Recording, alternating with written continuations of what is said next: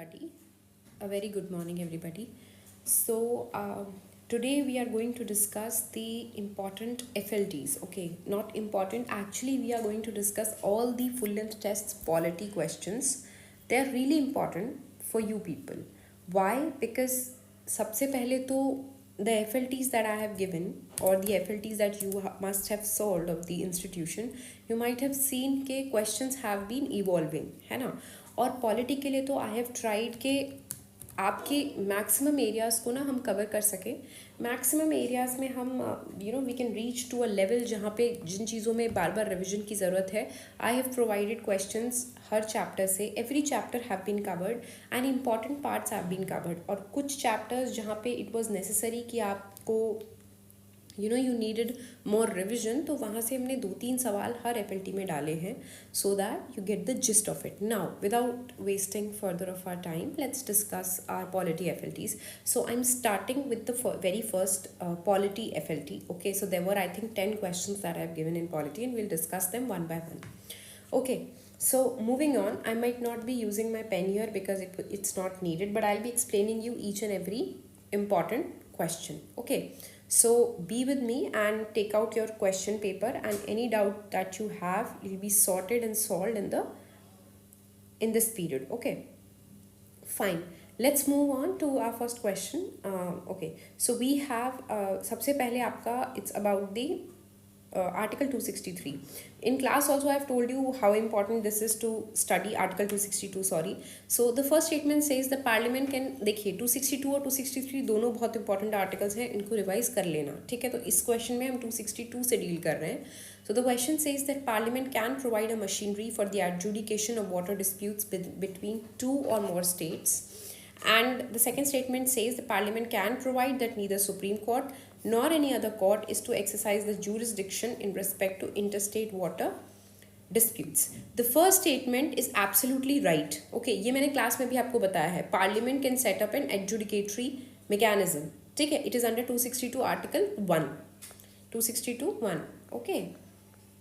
And the second part, the Parliament can bar Supreme Court and High Court for its jurisdiction. मैंने आपको बताया था कि original jurisdiction नहीं होता उनके पास. Once the tribunal decides, तो उनकी appeals can lie to the Supreme Court or the High Court. That's why both these statements are correct. A question that we have already discussed in class if you attended. Now the second question is the context of historical underpinnings of the Indian Constitution. Which of the following acts introduced ordinance for the first time?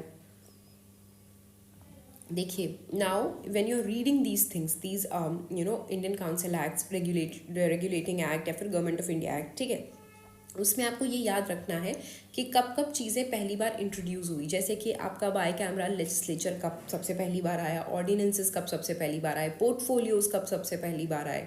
ठीक है, आपका centralisation कहाँ से शुरू हुआ और decentralisation कहाँ से शुरू हुआ, है ना. हर एक्ट में कुछ ना कुछ आपको इंपॉर्टेंट मिलेगा. एजुकेशन बजट सबसे पहले कब आया, एक्चुअली वो मिलना स्टार्ट कब हुआ, सबसे पहला education budget was 1 lakh per year, वो कब इंट्रोड्यूस हुआ, है ना. तो ये सब चीज़ें आपको याद रखनी है. तो फॉर दैट मैंने इंट्रोडक्शन ऑफ ऑर्डिनेंसेस में दिया है ना. The act that has introduced in this was 1861. Governor General got the power to issue ordinances in emergencies. ठीक है, when the house is not in session. So ये सब बहुत इंपॉर्टेंट है और इनके क्वेश्चंस बार बार रिपीट हैं आपके एफएलटीज में, तो will discuss every question just like that. ठीक है, तो आपका जो गवर्नमेंट ऑफ इंडिया एक्ट 1861 है, in many respects it is very important. ठीक है, ये सिर्फ आपका ऑर्डिनेंस के मामले में नहीं, ठीक है, बहुत सारे, जैसे एक बहुत ही फाउंडेशनल एक्ट था वो आपके मॉडर्न, है ना. It was actually passed after 1857 का रिवोल्ट. तो बहुत सारी चीज़ें ना वहाँ से शुरू हुई. So Britishers here recognize the need to involve Indians in governance to secure loyalty. ठीक है, they have moved away from centralized authoritarian rule. अभी तक आपको पता हो तो सेंट्रलाइजेशन शुरू हो चुका था, लेकिन 61 के बाद से उन्होंने डिसेंट्रलाइज करना चीज़ें शुरू कर दिया था. ठीक है, और गवर्नर जनरल की अथॉरिटी को अब स्ट्रेंथन करना और लेजिटिमाइज करना उसके डिसीजंस को शुरू किया. ठीक है, सबसे पहले आपका portfolio system. So Lord Canning was there in 1861 under this act. So the work was distributed amongst the executive council members through portfolios. Okay, portfolio system सबसे पहले। सो हर एक मिनिस्टर के पास, एक मेंबर के पास अपना खुद का पोर्टफोलियो था, होम, फाइनेंस, मिलिट्री, है ना, मॉडर्न कैबिनेट सिस्टम जैसा। This act restored legislative powers to Bombay and Madras presidencies. मैंने बताया था डिसेंट्रलाइज होना शुरू हो गया, तो इन्होंने लेजिस्लेटिव पावर्स बॉम्बे और मद्रास प्रेसिडेंसी में रिस्टोर की, है ना। And legislative powers have been removed by the 1833 वाला एक्ट, जो 1833 से आपकी 1833 वाले एक्ट से आपकी जो पावर्स हटाई थी उन्हें अब रिस्टोर करना शुरू किया। This is the first step towards decentralisation which was later expanded to by 1919 and 1935 acts also. ठीक है, सेपरेट लेजिस्लेटिव काउंसिल्स बन गए आपके Bengal, Punjab, north western provinces के। आपकी गवर्नर जनरल की काउंसिल को एनलार्ज किया गया, नॉन ऑफिशियल मेंबर्स आए। आई थिंक आपने ये सब हिस्ट्री में पढ़ा है, ठीक है। और उसके बाद आपके एग्जीक्यूटिव और legislative then powers to make laws, governor general का एसेंट आपके लिए ज़रूरी है ना। ऑर्डिनेंस मेकिंग पावर को पहली बार इशू किया गया वही 6 मंथ्स के बार लगा के, ठीक है। तो दैट्स वाई ये मैंने just have to revise you the 1861 is very important, ठीक है, ये तो पढ़ के जाना ही जाना है ना। Then we move on to the next question. The next question is question number, wait, sorry, I'm sorry, yeah, it's here in front of our screen. So it says that the parliament can amend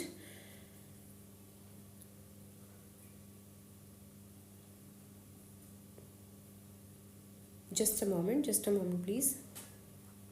Yeah, okay. So the parliament may amend fundamental rights to implement certain directive principles, provided the amendment does not damage the basic structure of the constitution. This is a correct statement. Generic and may लिखा हुआ है, may amend, हाँ they can, ठीक है. If there is an irreconcilable conflict between FRs and DPSPs, the DPSPs automatically prevail. This is not a right statement. Automatically कुछ नहीं है, ये आपको पता है, हम डिस्कस कर चुके हैं। फंडामेंटल राइट्स आर सुप्रीम, लेकिन 2 डायरेक्टिव प्रिंसिपल्स हैं, कौन से I think you know, 39A and B, 39B and C, and they prevail over article 14 and 19, ठीक है। तो उसके अलावा फंडामेंटल राइट्स प्रिवेल, ठीक है। DPSPs can be used by courts to interpret ambiguous provisions of constitution in harmony with fundamental rights. That is true. Harmony, Minerva Mills. Laws giving effect to certain DPSPs cannot be challenged on violating 14 and 19 if protected under 31C. ठीक है, so the statement is again a correct statement, ठीक है। so इसमें your correct statement is 1, 3 and 4, ठीक है। these are correct statements.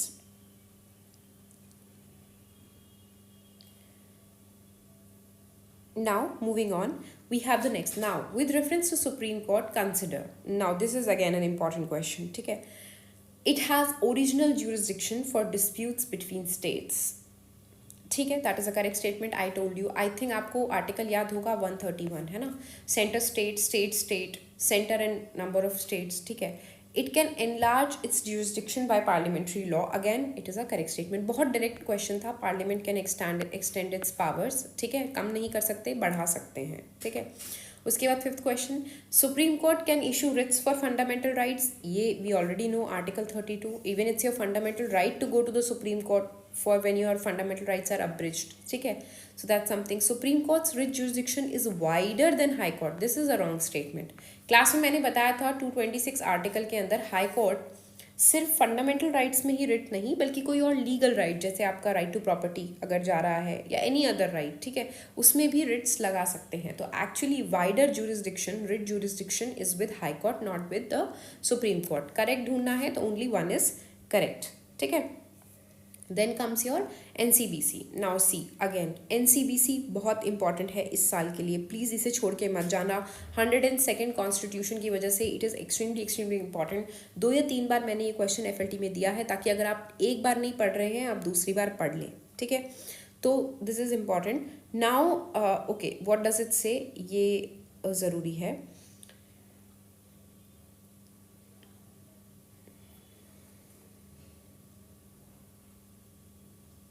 Okay, the national commission for backward classes is a constitutional body. मैंने बताया 102 के बाद it has become a constitutional body, ठीक है। It is given a constitutional status under article 338B।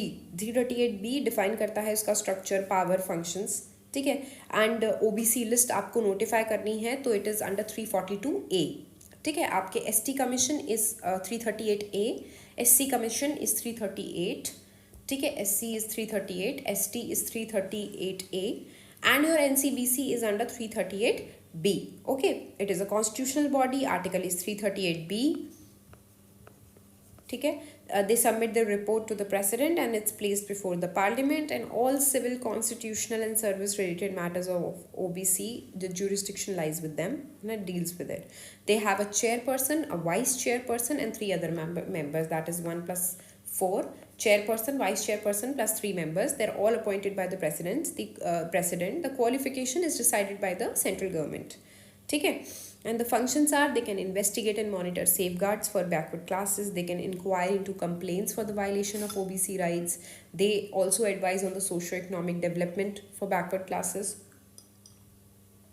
they can participate and advise in the planning process as well, और वो अपनी annual report president को सबमिट करते हैं. They have powers like a civil court, ठीक है, क्योंकि उनको समन करना है, एग्जामिन करना है, कोई विटनेस रिक्वेस्ट करना है, पब्लिक रिकॉर्ड्स रिसीव करना है, कोई evidence affidavit, so they have this power. ठीक है.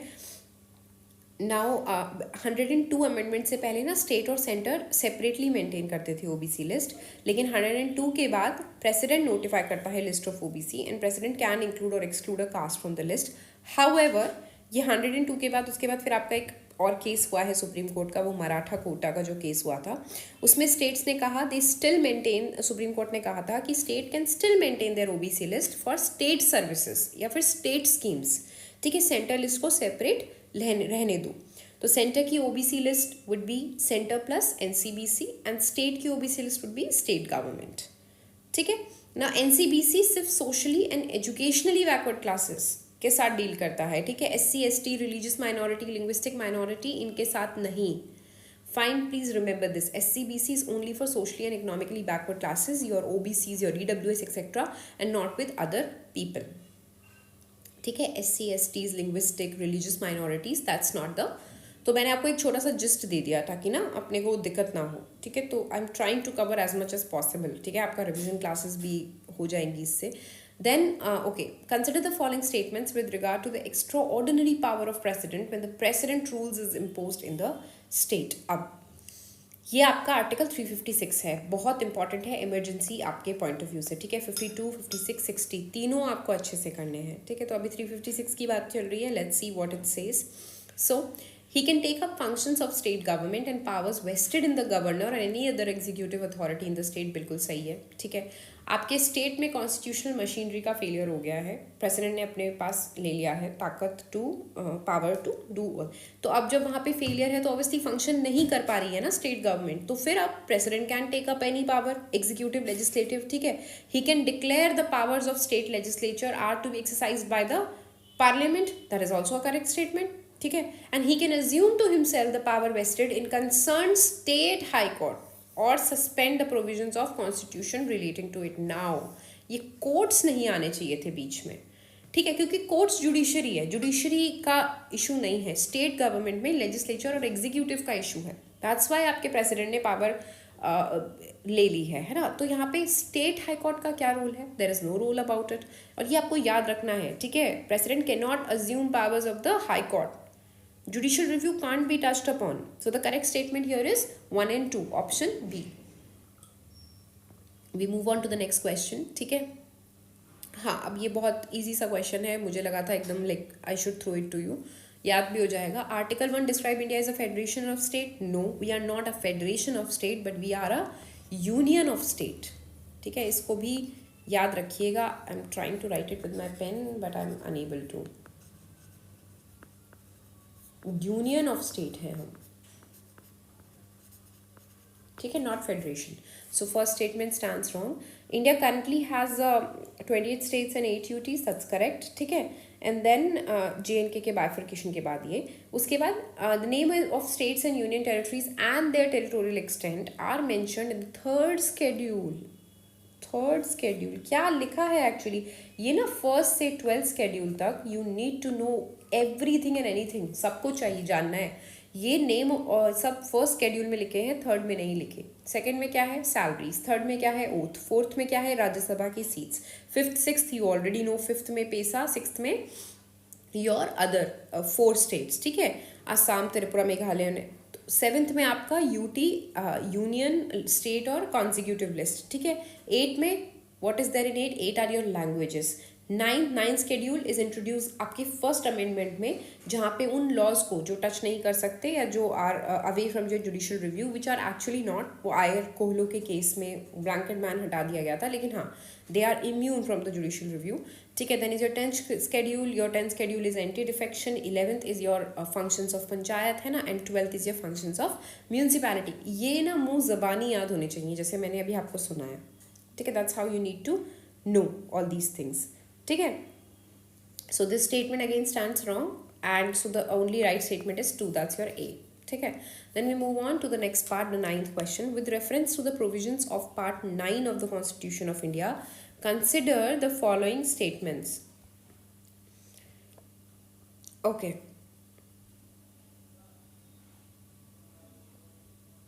just a moment, there is some problem with the internet.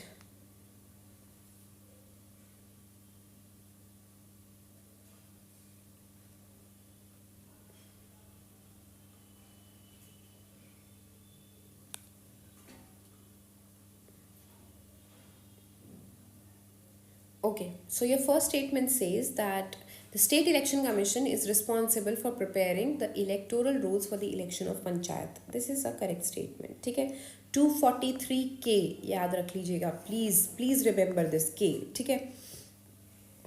ये एस्टैब्लिश करता है स्टेट इलेक्शन कमीशन को, जो कि एक कंपलसरी प्रोविजन है, ठीक है, इसलिए याद रखना है। It gives the SEC superintendence, direction and control for the preparation of electoral rolls and conduct of all elections of panchayat, ठीक है। इलेक्शन कमीशन के सिमिलर है बट लोकल बॉडीज के लिए, ठीक है। तो first statement is correct. Then your second statement says what? The finance commission of India recommends the principles governing the distribution of funds between the state government and the panchayat. देखिए, अब ना इसमें बहुत लोगों को ना बहुत कन्फ्यूजन हुई थी, और ठीक है, मैं मानती हूँ आपने हमेशा ये पढ़ा है कि स्टेट फाइनेंस कमीशन ये काम करता है, लेकिन प्रेसिडेंट कुछ भी कह सकता है फाइनेंस कमीशन को रेकमेंड करने के लिए, ठीक है। और फाइनेंस कमीशन उस लाइंस पे रेकमेंड करता भी है। 10th फाइनेंस कमीशन ने ये काम किया है ना। तो अगर मैं यहाँ पे ये दे देती the finance commission may recommend, तो फिर आपको may be you could have thought it right, but ये सही स्टेटमेंट है ना। On the recommendation of president, if the president wants the finance commission to do such thing, they will do it. They will give the principles कि भाई इन principles पे state अपने पंचायत को पैसे देंगी, ठीक है। This is how it's to be done, है ना। आपके जो 280 आर्टिकल है 3BB के अंदर, they have the right to provide the measures to improve the financial positions of panchayat, ठीक है।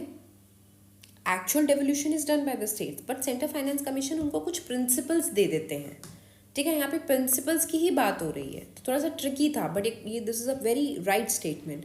Then your reservation of seats of OBC in panchayat is compulsory under the constitution. This is a wrong statement, ठीक है। अब तक आपको ये पता लग जाना चाहिए था। इतने FLTs में क्वेश्चन शायद कई बार मैंने रिपीट किया है, ताकि आप भूले ना, दिमाग से ना निकल जाए सारी चीज़ें।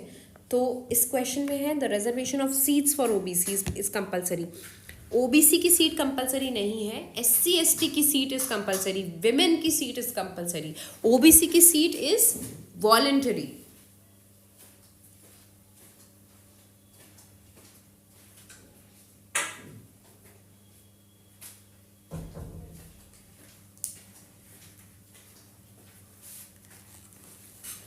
आई एम सॉरी एवरीवन, या ओबीसी की सीट ना इज वॉलंटरी, ठीक है। आपका constitution does not make OBC की सीट मैंडेटरी इन पंचायत। आप इसमें आर्टिकल इज 243D, ठीक है, ये भी हमें याद रखना है। 243K is for the election, 243D is for your reservation, जो मैंडेट किस किस को करता है? SC STs and women. OBC की सीट ऑप्शनल है, it is left to the discretion of state legislature. तो सुप्रीम कोर्ट इन इंडिया ने Krishnamurthy versus union of India 2010 में ये माना था, ये बोला था कि ओबीसी रिजर्वेशन लोकल बॉडीज में परमिजिबल है, बट कॉन्स्टिट्यूशनली मैंडेटरी नहीं है, ठीक है। Fine, then we move on to our fourth statement. The term of every panchayat may be extended beyond 5 years if state legislature approves, ठीक है। आप देखिए, this was a wrong statement and this was also a wrong statement. ठीक है. 243E ये था 243D. ठीक है. ई इसमें है पंचायत का फिक्स टर्म है 5 साल का भाई. देयर टर्म एक्सटेंड नहीं किया जा सकता. ठीक है. और beyond 5 years and the only exception अगर वो नेशनल इमरजेंसी में डिसॉल्व कर दी गई है ना, fresh elections they must be held in 6 months of the dissolution. So the correct statement here are I think first 1 and 2. ठीक है. Then we move on to the next part, preamble. Again बहुत ही loved question है UPSC के लिए preamble के बारे में पूछना. तो पढ़ते हैं हम क्या स्टेटमेंट्स हैं. वील सी.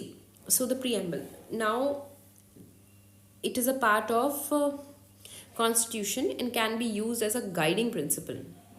ठीक है. बिल्कुल सही बात है. इंटरप्रिटिंग एम्बिगुअस, बिल्कुल. It is a part of the constitution. Part of constitution है. कौन से इसमें कहा गया था ये केशवानंद में. बेरुबारी में मना कर दिया था, केशवानंद में हाँ किया था. The word socialist and secular were inserted in the preamble by the 44th constitution. यहाँ ट्रिक है, बिल्कुल गलत है ये. 42nd है. 42nd में क्या क्या था? Socialist, secular, integrity. ठीक है. Then preamble can be amended provide the amendment does not alter the basic structure. बहुत ही जेनरिक और सही स्टेटमेंट है. And the ideas of liberty, equality and fraternity are inspired from the French revolution. Again this is a correct statement. So 3 statements are correct. काफ़ी मैं detail में पढ़ा चुकी हूँ, मुझे नहीं लगता इसके बारे में मुझे कुछ आपको फिर से बताने की ज़रूरत है. I think it is very much doable. ये आपके आंसर्स हैं तो मतलब ठीक है. These were the answers with the questions. I think you already have the answers to these questions. ठीक है. Then we move on now to FLT 3. This is your FLT 3 के questions. 2 we'll discuss after this, है ना, क्योंकि that is on another file. So let me go इसको one by one. ठीक है. चलिए we move on to FLT 3. सबसे पहला क्वेश्चन था with reference to your special officer of linguistic minority. ठीक है भाई. जब भी मैंने बोला लैंग्वेज से रिलेटेड कुछ भी आया ना, 350 आर्टिकल में पहुंच जाओ. चाहे तो प्रमोशन ऑफ हिंदी हो, है ना, चाहे आपका लिंग्विस्टिक ऑफिसर हो, तो ये सब 350 के आसपास घूमते हैं, है ना. कॉन्स्टिट्यूशनल पोस्ट है, बिल्कुल सही है. मेंशन्ड इन आर्टिकल 348, ये बिल्कुल गलत है. ये मैंने कंफ्यूज करने के लिए डाला था. It is appointed by the president of India. इसमें 3 फैक्ट्स हैं, तीनों चेक करने हैं. Yes it is appointed by the president of India. Yes it's a constitutional post, but this is under article 350B and not 348. तो this statement stands wrong. इसकी वजह से statement गलत हो गया. ठीक है.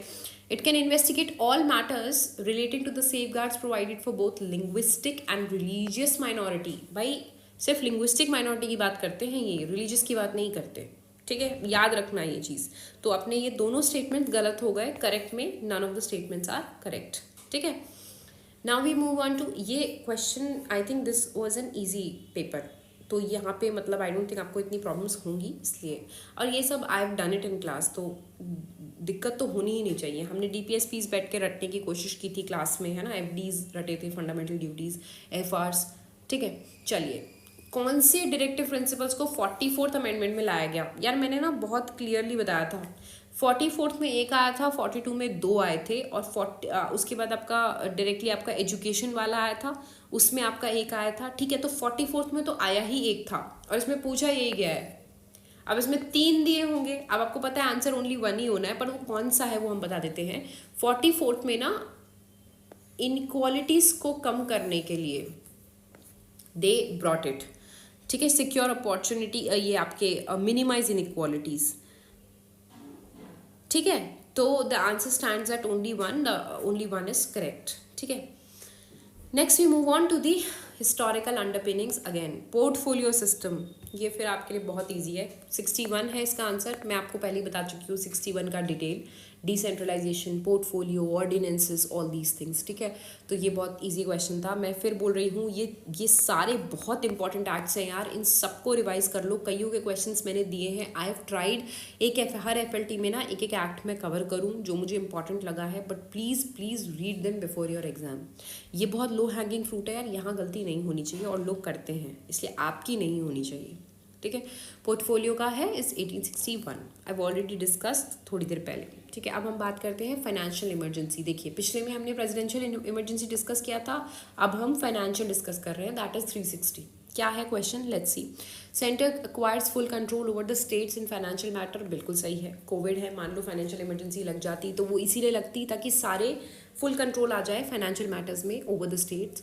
ठीक है, प्रेसिडेंट में रिजर्व ऑल मनी बिल्स और other financial bills for the consideration before they are passed by the legislature of state. बिल्कुल, इस स्टेटमेंट का यही मतलब है, दोनों एक ही मतलब है, बस लिखा अलग जा रहा है। ठीक है, the language is different, this is also again right statement. Then president may issue directions for the reduction of salaries and allowance of the judges of supreme court and the high court. This is again a correct statement. ये सिर्फ financial emergency के case में ही possible है कि यहाँ पे आप supreme court high court के को रिड्यूस करने को बोले सैलरीज। ठीक है, so this is a very correct statement. ये आपके नॉलेज टेस्टिंग था और ये एक तरह से रिवीजन है 360 का। 360 एक बार लग जाती है तो उसे बार बार रीअप्रूव कराने की ज़रूरत नहीं पड़ती, ये आपको याद रखना है और ये इन्फिनिटली लग सकती है। ठीक है, नेशनल इमरजेंसी के केस में आपको रीअप्रूवल चाहिए हर 6 महीने बाद, है ना। और आपके जो ये स्टेट इमरजेंसी है उसके केस में भी 3 साल मैक्सिमम लग सकता है, उसके बाद you need to revoke it. ठीक है, चलिए। और 1 साल आपने जब अपना स्टेट में इमरजेंसी प्रेसिडेंट रूल लगाया तो 1 साल बाद वो तभी बढ़ेगा जब मैंने 2 केसेस बताए थे, या तो आपके किसी पार्ट में नेशनल इमरजेंसी या पूरे नेशन में नेशनल इमरजेंसी इम्पोज हो, या फिर उस स्टेट में इलेक्शन कराने के लिए इलेक्शन कमीशन अभी मना कर दे। ठीक है ना। इमरजेंसी हमने बहुत एक्सक्लूसिवली कवर की है तो मुझे नहीं लगता आपको दिक्कत होनी चाहिए। चलिए, अब हम रिट्स की बात करते हैं।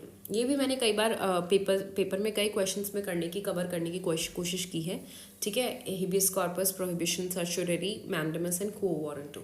So it is a command issued by a court. हमें पहचानना है कि कौन सी रिट है ये। ठीक है, okay. Command issue bye a court to an authority directing it to perform a public duty imposed upon it by law. It can be issued, मतलब अपनी कोई ड्यूटी है which a person is not performing। ठीक है, तो ये सब तो हट ही गया। मतलब कमांड एक पब्लिक ड्यूटी पर्सन को बोला है करने को, सीधा सीधा आंसर निकल के आ रहा है मैंडेमस। ठीक है, को वारंट में तो ये बोलते हैं कि भाई आपका तो ये राइट ही नहीं था, आपने कर क्यों दिया। मैंडेमस में बोलते हैं पब्लिक ड्यूटी पे हो, अपना काम करो। ठीक है, can be issued when the authority wasted with power improperly or refuses to exercise it. It can be issued to any kind of authority in respect of any type of function, administrative, legislative, quasi-judicial, judicial. It is used to enforce the performance of public duties by public authorities. ठीक है, president को नहीं बोल सकते, governor को नहीं बोल सकते। ठीक है, president is the highest citizen of the country, first citizen of the country, वहाँ ये सब नहीं लगता। And you can also not say to a private individual, public duty करनी है पब्लिक अथॉरिटी के लिए, प्राइवेट इंडिविजुअल को नहीं बोल सकते। ठीक है, so that's a revision from my side. Now vote for of no confidence. चलिए, this is again a very interesting question. ठीक है, vote of no confidence against even an individual minister result in the resignation of the entire council of ministers. ठीक है, the second statement, the council of minister is collectively responsible to the parliament, the Lok Sabha. The first statement is right and the second statement is right. vote of no confidence लगता सबके लिए है। ठीक है, is against the council of minister as a whole, not an individual. ठीक है, सेंशर होता है जो applies to, can apply to 1 minister. ठीक है, सेंशर के केस में आपको देना पड़ता है ये आपका रीज़न, आपको रीज़न देना पड़ता है। ठीक है, दिस इज़ वेरी इंपॉर्टेंट। ये डिफरेंस ना आपको जानना बहुत बहुत ज़रूरी है। सेंशर और नो कॉन्फिडेंस के बीच में डिफरेंस क्या है। ठीक है, अब जो आपका नो कॉन्फिडेंस मोशन है, constitution does not allow no confidence against an individual minister. 198 जो लोकसभा के रूल्स हैं अगेंस्ट द एंटायर मिनिस्टर के उसमें लगता है। ठीक है, तो the answer is fine, the answer is it explain statement 1। ठीक है, कलेक्टिव रिस्पॉन्सिबिलिटी है, एक के उसमें लगा तो भी, एक के गलती भी हुई तो भी सारी की सारी we sink and sail together. ठीक है, then we move on to our next question. Consider the following statements regarding, एक मिनट यार, मुझे ना just let me check what I have given the answer for this and if there is something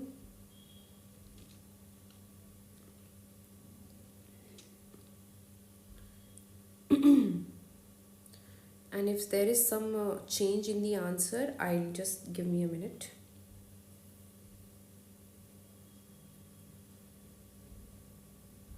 हाँ ठीक है, okay, I've given the right answer. चलिए, moving on to next. Your next statement says that, okay, yeah, advisory jurisdiction के बारे में अब बात हो रही है नेक्स्ट स्टेटमेंट में. तो your prime minister may refer to the supreme court any matter of public importance, ठीक है, और involving the interpretation of constitution for its opinion. सबसे पहले तो यही पकड़ लो गलती, प्राइम मिनिस्टर नहीं करते, प्रेसिडेंट करते हैं. ठीक है, स्टेटमेंट यही गलत हो गया. बाकी का स्टेटमेंट सही है बट प्रेसिडेंट के उससे. ठीक है, supreme court under its advisory jurisdiction is not bound to give its advice. That is also a true statement. ठीक है भाई, बाइंडिंग नहीं है, उनको देना ज़रूरी नहीं है ना. वो सिर्फ constitutional matter, pre constitutional matter में ज़रूरी है, बट अगर जनरल कोई पब्लिक इंपॉर्टेंस है तो इट इज़ नॉट देम. ये भी हम क्लास में कर चुके हैं. ठीक है, उसके बाद through which of the following can parliament provide for the creation of knew all India service. ये बहुत बार मैंने क्लास में आपको बताया है. राज्यसभा की पावर्स जब मैं आपको बता रही थी, जहाँ जहाँ राज्यसभा की powers more than your Lok Sabha है, जैसे कि only they can initiate formation of all India knew all India services, only they can go for ये आपके रिमूवल ऑफ वाइस प्रेसिडेंट. ठीक है, सो ये some powers that are really vested with the.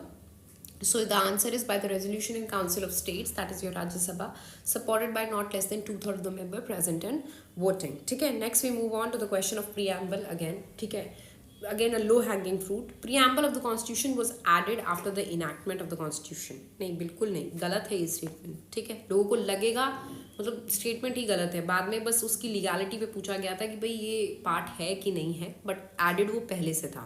ठीक है, it was done so as to ensure the preamble was in conformity with the constitution. ठीक है, सबसे एंड में उसे बनाया गया. ठीक है, पूरा कॉन्स्टिट्यूशन लिख गया, उसके बाद अपनी प्रियम्बल एक प्रीफेस की तरह से उसको दिया कि see this is the summary of the constitution. ठीक है, the second statement is right but the first statement stands wrong. ठीक है, तो the answer is D. Then we now move on to the next segment of our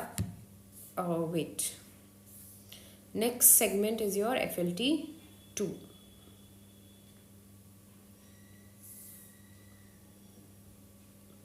Your FLT 2 is, this is your FLT 3. Okay, let me discuss your FLT 2.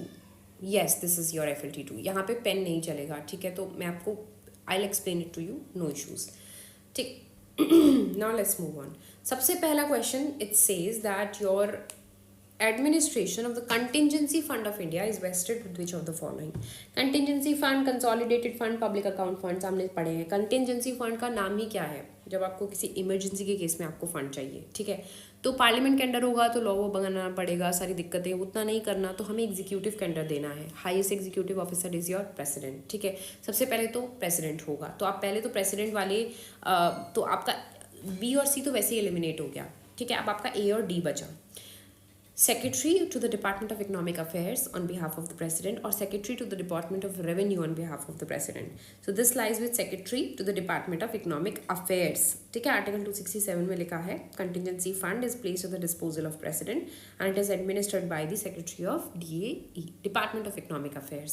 ठीक है, this is a very important department. ये आपका budget भी बनाता है, तो option stands at, answer stands at A. ठीक है, now which of the following statements are correct if Rajya Sabha declares that it is necessary in the national interest that Parliament should make laws with respect to GST?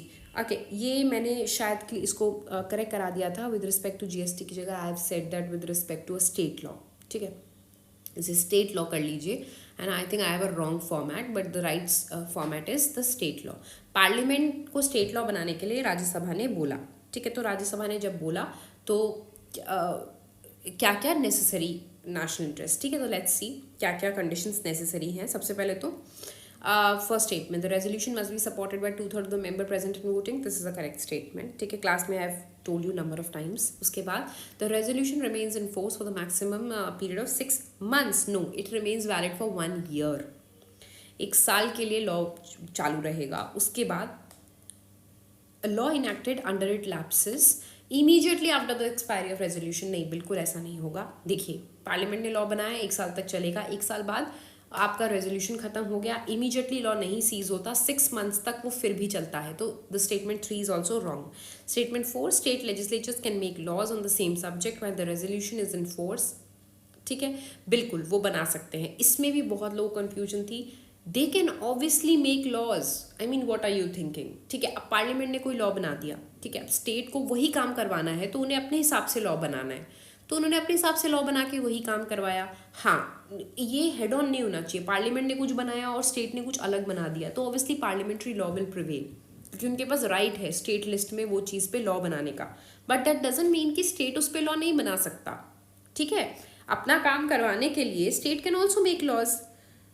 Parliament ने बोला कि भाई हमें ये काम करके देना है, इसके लिए हमने ये लॉ बनाया. फिर स्टेट को रियलाइज़ हुआ कि ठीक है ये काम होना है तो ये लॉ और बन सकती है ताकि ये काम जल्दी हो जाए, तो उन्होंने अपना लॉ बना दिया. ठीक है, अगर in conformity with parliamentary law है तो हाँ बिल्कुल बिल्कुल बनाए. So the statement 1 and 4 are right, इसमें कन्फ्यूजन मत रखना. ठीक है, then your third statement, which of the following consider the following that we have 4 bodies and which of the following are extra constitutional devices. मतलब extra constitutional मतलब non constitutional bodies हैं. ठीक है, कॉर्पोरेशन एंड कोऑर्डिनेशन मेंटेन करने के लिए. सबसे पहले आपकी ऑल इंडिया सर्विस, नहीं ये तो बिल्कुल कॉन्स्टिट्यूशनल है, आर्टिकल 312. प्लीज़ ये याद रखना, ये लिख लो अपने कॉपी में आर्टिकल्स. ठीक है, आर्टिकल 312. ठीक है, उसके बाद आपका NHRC is an extra constitutional statutory law से बना है ये 1993 में. ठीक है, तो एक्ट से बना है ये, है ना. फिर नीति आयोग, ये भी बिल्कुल एक्स्ट्रा कॉन्स्टिट्यूशनल है, नॉन कॉन्स्टिट्यूशनल है, एक रेजोल्यूशन से बना है ये. ठीक है, फिर आपका नॉर्थ ईस्टर्न काउंसिल भी इज योर एक्स्ट्रा कॉन्स्टिट्यूशनल. आपके जो भी जोनल काउंसिल हैं सारे बन गए थे 4. 5वां जो नॉर्थ ईस्टर्न काउंसिल आया ये आपके एक एक्ट से आया 1971 के. ठीक है, तो दिस वॉज फॉर्म लेटर, बाद में बना है ये. प्लीज़ ये भी याद रखना, सारे के सारे 5 जो जोनल काउंसिल हैं एक साथ नहीं आए हैं, स्टेटमेंट में ये आए तो इसको गलत करना. 4 पहले आ गए थे, ये बाद में आया है एक लॉ के थ्रू. ठीक है, तो ये मैंने इसीलिए दी थी ये बॉडी ताकि यू नो, है ना. तो ये प्लीज़ रिमेंबर दिस. तो इस हिसाब से only one is correct. Okay, 3 are correct. Extra constitutional 3 extra constitutional bodies हैं. Option C. We move on to next. Which of the following are the basis for the allocation of funds between the center and the state government according to the 15th Finance Commission? अगर आप मेरी class किए हो, last class में ना मैंने भागते भागते 15th फाइनेंस कमीशन पढ़ाया था, लेकिन मैंने वो सारी चीज़ें कवर कर दी थी जो इम्पॉर्टेंट है. ठीक है, और ये याद रखने को मैंने आपको बोला था, इनकम डिस्टेंस इज़ 1. ठीक है, demographic performance is 1. Physical discipline नहीं है, अभी तक नहीं है, तो this is a wrong thing. And tax effort is another. ठीक है, तो इसमें आपके 3 1 2 and 4 आर राइट. ठीक है, व्हाट आर अदर्स. आपका इनकम डिस्टेंस है, ये आपका पॉपुलेशन है, then is your area, then your demography, then your forest है, ecology forest, and your tax efforts. ठीक है, तो ये है हमारे पास. और किसका क्या है, सबसे ज़्यादा इनकम है, then your population, then is your area, then is your demography, then is your forest, and then is your tax effort. तो ये इस ऐसे इंक्रीजिंग डिक्रीजिंग ऑर्डर में इस तरह से हैं. ठीक है, सबसे ज़्यादा इज़ योर इनकम डिस्टेंस. तो ये प्लीज़ रिवाइज कर लेना अपने फाइनेंस कमीशन के notes. Fine, moving on to the next part. Okay यार, ये बहुत ही इजी क्वेश्चन था. ऑब्जेक्टिव्स थे पंचायती राज सिस्टम के. आप पढ़ेंगे आपको खुद रियलाइज़ होगा कि हाँ भाई ये तो सारे ही सही हैं. चलिए एक बार फिर भी देख लेते हैं. Does Panchayati Raj ensure democratic decentralisation? Yes. Does it ensure social justice and economic development? बिल्कुल. ठीक है, आपके ग्रास रूट डेवलपमेंट की जो हम बात कर रहे हैं. फाइनेंशियल एम्पावरमेंट, बिल्कुल. आप डिवॉल्व कर रहे हैं फंड्स और ग्राम पंचायत को ये राइट दे रहे हैं कि वो अपने हिसाब से इसको खर्चा करें अपनी पंचायत को अच्छा करने में. ठीक है, देन strengthening political leadership at grass root level, again absolutely correct. ठीक है, तो all the 4 statement stands right. Then is your reference, next question, with reference to your 73rd Amendment of 1992, consider the following statement. The chairperson of the panchayat at the village level is always elected through an indirect election. Okay. उसके बाद a panchayat reconstituted after premature dissolution remains in office only for the remainder of the period. Okay, ठीक है. Then is your state legislature is authorized to make provisions for the reservation of seats panchayat in favor of backward classes. ठीक है, आपका first statement के अलावा दोनों statement सही हैं. फर्स्ट स्टेटमेंट क्यों? क्योंकि chairman is not always indirectly elected. State decide करती हैं. Reconstituted panchayat serves remainder, state decide करती हैं इस मैटर में कि भाई आपको इनका इलेक्शन कैसे करवाना है, तो ऑलवेज का केस नहीं है, it lies with the state. First statement is wrong. दूसरा स्टेटमेंट बिल्कुल सही है, प्री मेच्योर डिसोल्यूशन अगर हुआ है तो जितना टाइम बचा है पंचायत का, नई पंचायत सिर्फ उतने ही टाइम रहेगी, ठीक है, only for that remainder period. And state legislature is authorise to make provisions for the reservation of seats, बिल्कुल ये हमने अभी डिस्कस किया है, कंपलसरी 243E, ठीक है, याद कर लो 243K, D एंड E, ठीक है, K was election, D was your finance commission and E was your this reservation. तो इसमें साफ साफ लिखा है भाई कि आपके SC ST वीमेन के लिए कंपलसरी है, बाकी के लिए अगर देना है तो स्टेट लेजिस्लेचर कैन डिसाइड, ठीक है। Then we move on to the next question. In the context of method of election in India, consider the following statements regarding the first past the post. ठीक है. Now, first statement says the Indian Constitution has prescribed the first past the post system method of election to the Lok Sabha and the Rajya Sabha. अब पहली बात तो first pass the post system आपका सिर्फ लोकसभा में हो रहा है, राज्यसभा में नहीं हो रहा, ठीक है, पर उससे पहले ही गलत हो गया स्टेटमेंट। उसमें साफ लिखा है Indian constitution as prescribed. Indian constitution ने ऐसा कुछ नहीं लिखा है। मैंने आपको तब भी क्लास में बोला था कि कई बार आपसे ये से ट्रिक करते हैं, मान लो नीचे सही लिखा होता, लेकिन इंडियन कॉन्स्टिट्यूशन आपने ऊपर अगर नहीं पढ़ा ना तो आप स्टेटमेंट सही कर देते, ठीक है, और फिर आपसे गड़बड़ हो जाती। तो first statement is absolutely wrong, Indian constitution does not prescribe this, ठीक है। दूसरा, in this system the candidate needs to get more than 50% to get elected, again this is a wrong statement. आपके पास सबसे ज़्यादा वोट होने चाहिए, 50% vote का नहीं वैल्यू है ना। आपके जो वोट होते हैं when you go out to vote for your legislative assemblies, ठीक है, वहाँ पे आप क्या देखते हैं, किसको सबसे ज़्यादा वोट्स मिले, जिसको सबसे ज़्यादा वोट्स मिले उसकी सरकार बनेगी, है ना। It's not the other way, 50% उसकी ज़रूरत नहीं है, okay. Both the statements are wrong. Then we move on to the federal features. ये भी क्लास में मैंने कई बार आपको बताया है, फेडरल फीचर्स हमने बार बार रिवाइज भी किया है, मैंने आपसे क्वेश्चंस भी पूछे हैं, ठीक है। फेडरल का मतलब क्या होता है, डिवीजन ऑफ पावर, दो बॉडीज़ के बीच में डिवीजन ऑफ पावर हो रहा है। आपका शेड्यूल 7 में आपकी यूनियन लिस्ट स्टेट लिस्ट है, तो ये डिवीजन ऑफ पावर कर रही है, ठीक है। तो the ideal federal democracy is America, we are quasi federal. Features क्या है, dual polity, yes, dual polity is one of the feature. Integrated judiciary, दो चीज़ें हैं, integrated judiciary, independent judiciary. Independent judiciary federal feature है, integrated judiciary federal feature नहीं है। Integrated का मतलब क्या है, सुप्रीम कोर्ट ने बोला जो वो नीचे तक फॉलो होगा, ये फेडरल नहीं हो सकता ना, ये फीचर फेडरल नहीं हो सकता, सोच के देखिएगा, है ना। Bicameralism, again division of power, it is also federal feature. Then written constitution, again US में तीनों चीज़ें हैं, fourth is also correct, the answer is 1, 3 and 4, ठीक है। Then your last statement of this session. So under the Constitution of India, which of the following rights and privileges were conferred to the citizens of India and denied to aliens? अब भाई ये हम कई बार class में कर चुके हैं, कौन से राइट्स हैं जो आपके सिर्फ सिटीजन्स के पास हैं, ठीक है, एंड नॉट टू एवरीबडी। तो सबसे पहला है आपका 15, ये 15 ही है, right against discrimination on grounds of religion, race, sex और प्लेस ऑफ बर्थ। जानबूझ के मैंने आर्टिकल्स नहीं लिखे हैं, उनका कंटेंट लिखा है ताकि थोड़ा सा ना ट्रिकी हो और आपको याद हो चीज़ें, ठीक है। Test are basically to make you remember, to let you know कि यार यहाँ आपका लैक है, तो थोड़ा सा पढ़ लो, है ना। तो right against discrimination on grounds of religion, race, caste, sex और place of birth, this is article 15, it is available only to the citizen. Then your right to freedom of speech and expression, assembly, association, movement, residence, profession, this is all article 19, ठीक है। article 19 के ABCDEFG, तो ये आपके article 19 है, again it is only for the citizen, है ना। right to serve as judge in the higher judiciary, again वहाँ के qualification में सबसे पहले लिखा होता है citizen of India, है ना, तो this is again only to the citizen। now right to contest for the membership of parliament and state legislature, again इनके भी सबसे पहले यही लिखा होता है before even the age, they should be the citizen of India, ठीक है। तो यहाँ पे हमारे हर ऑफिस का ये है that they should be the citizen of India, तो all 4 are absolutely right, 1, 2, 3, 4। So we have in totality today discussed approximately 30 questions in this section, and अब हमारे 3 FLT कवर हो चुके हैं। we'll go till FLT 10, जो मेरे लिए priority है कि भाई I know you most of you have given these tests and it is important for you to understand. If you are watching this, I wish you all the best, and please अपने FLTs को देखो, revise करो, जो गलतियां हैं ना उन्हें बार बार किताब खोल के पढ़ो और रिवाइज़ करो। जो गलतियाँ कर रहे हो वो गलतियाँ पेपर में नहीं होनी चाहिए. ट्रस्ट मी, आपका एग्ज़ाम निकल जाएगा. This is what you have to do in the last time. Keep on revising and we'll do this as early as possible. ठीक है, don't worry and bye everybody. Okay, a very good evening to all of you, and we will be continuing with our FLT 4, 5 and 6 again in this session. So without wasting any time, let us start with our FLT 4. So these are the questions of your fourth full length test with respect to polity. Okay, so the very first question, it talks about the Election Commission of India.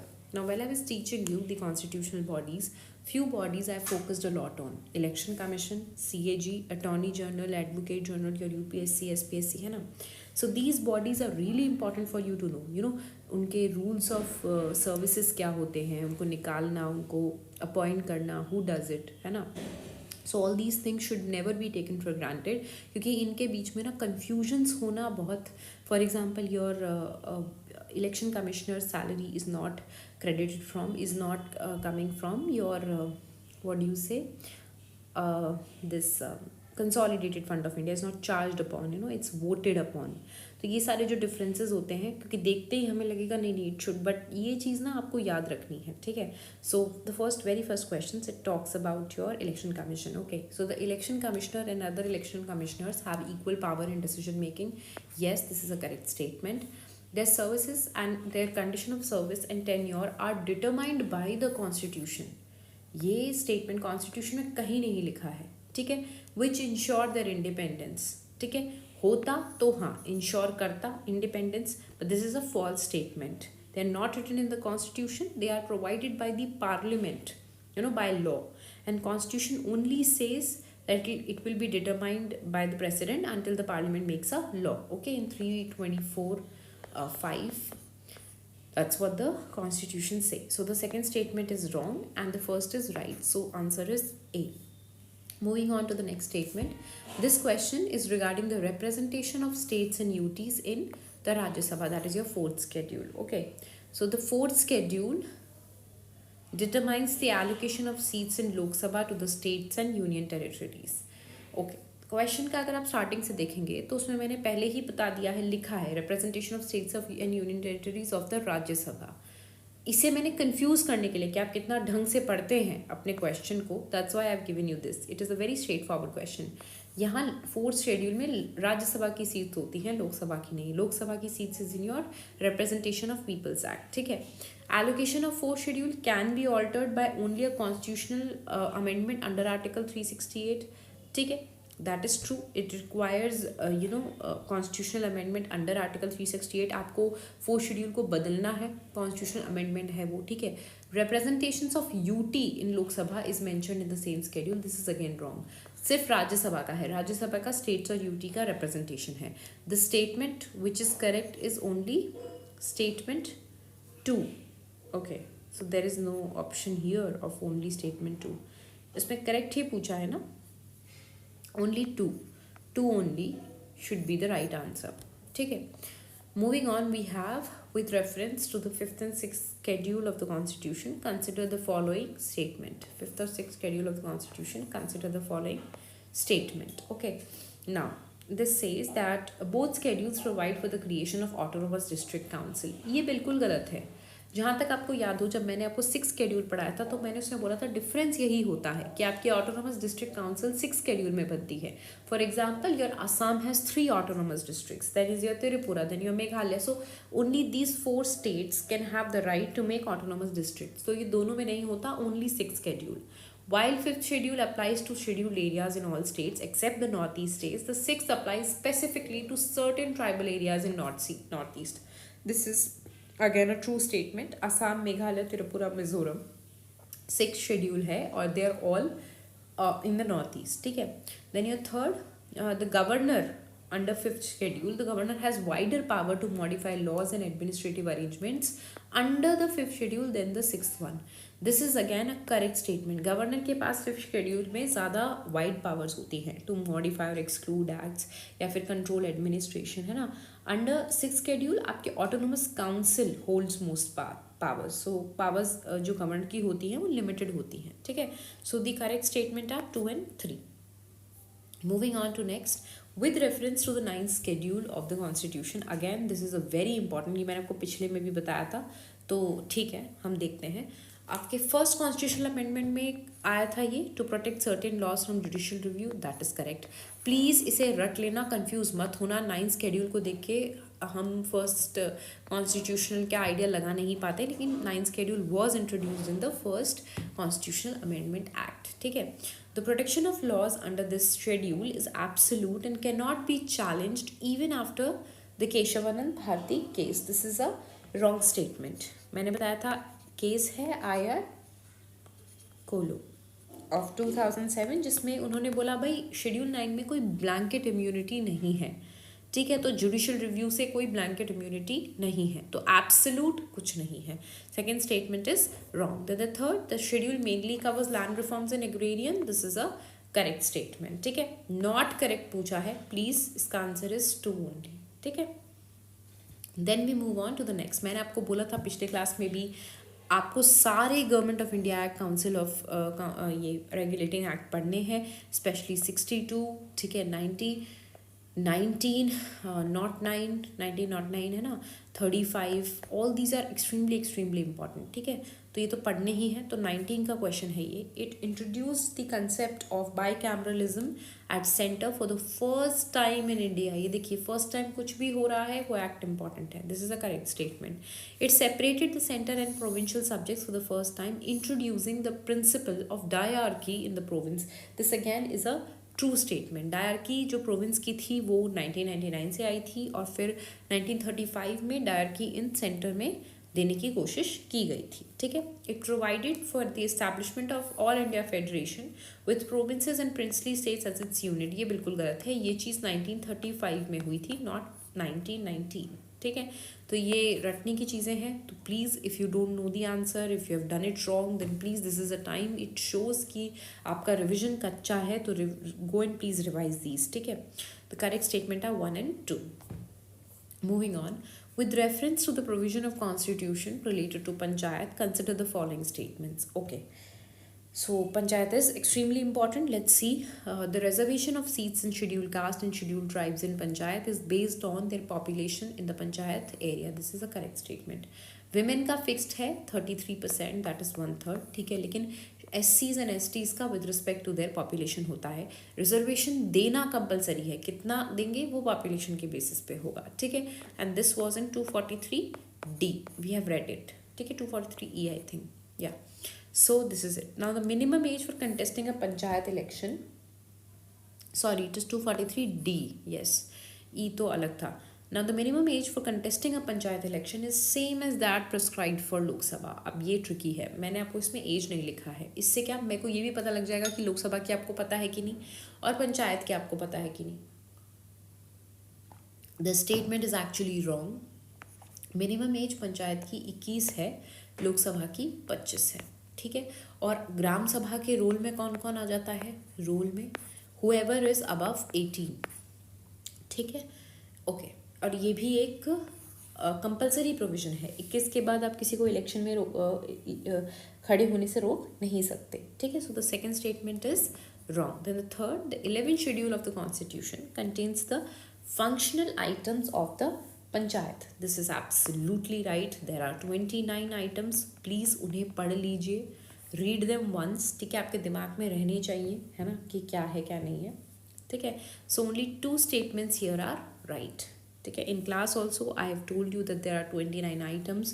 Please read them. Municipality का 11th schedule 12th schedule में है. ठीक है. Read them also, है ना. तो please एक बार पढ़ लीजिए if you have not. Just go through them, just read them once, आपके दिमाग में रहेगा. Moving on to the next question.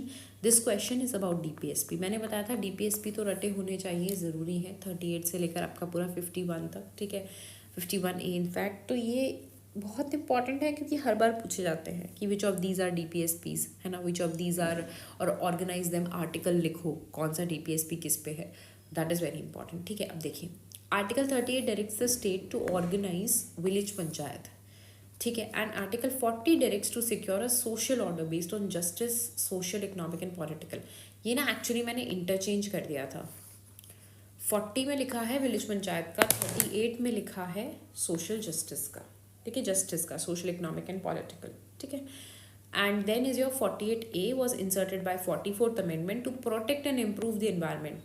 सही है, protect and improve the environment ही है, लेकिन ये 44th से नहीं आया है, 44th से एक ही आया है विच इज़ योर इनइक्वालिटीज़ कम करने का, ठीक है. तो ये 42nd से आया है बेसिकली. सो ये भी गलत है, ये भी गलत है, ये गलत है, तो none of them is correct, none of the statements are correct, ठीक है. तो ये भी पॉसिबिलिटी होती है पेपर में कि नन करेक्ट या फिर ऑल करेक्ट आया जा सकता है.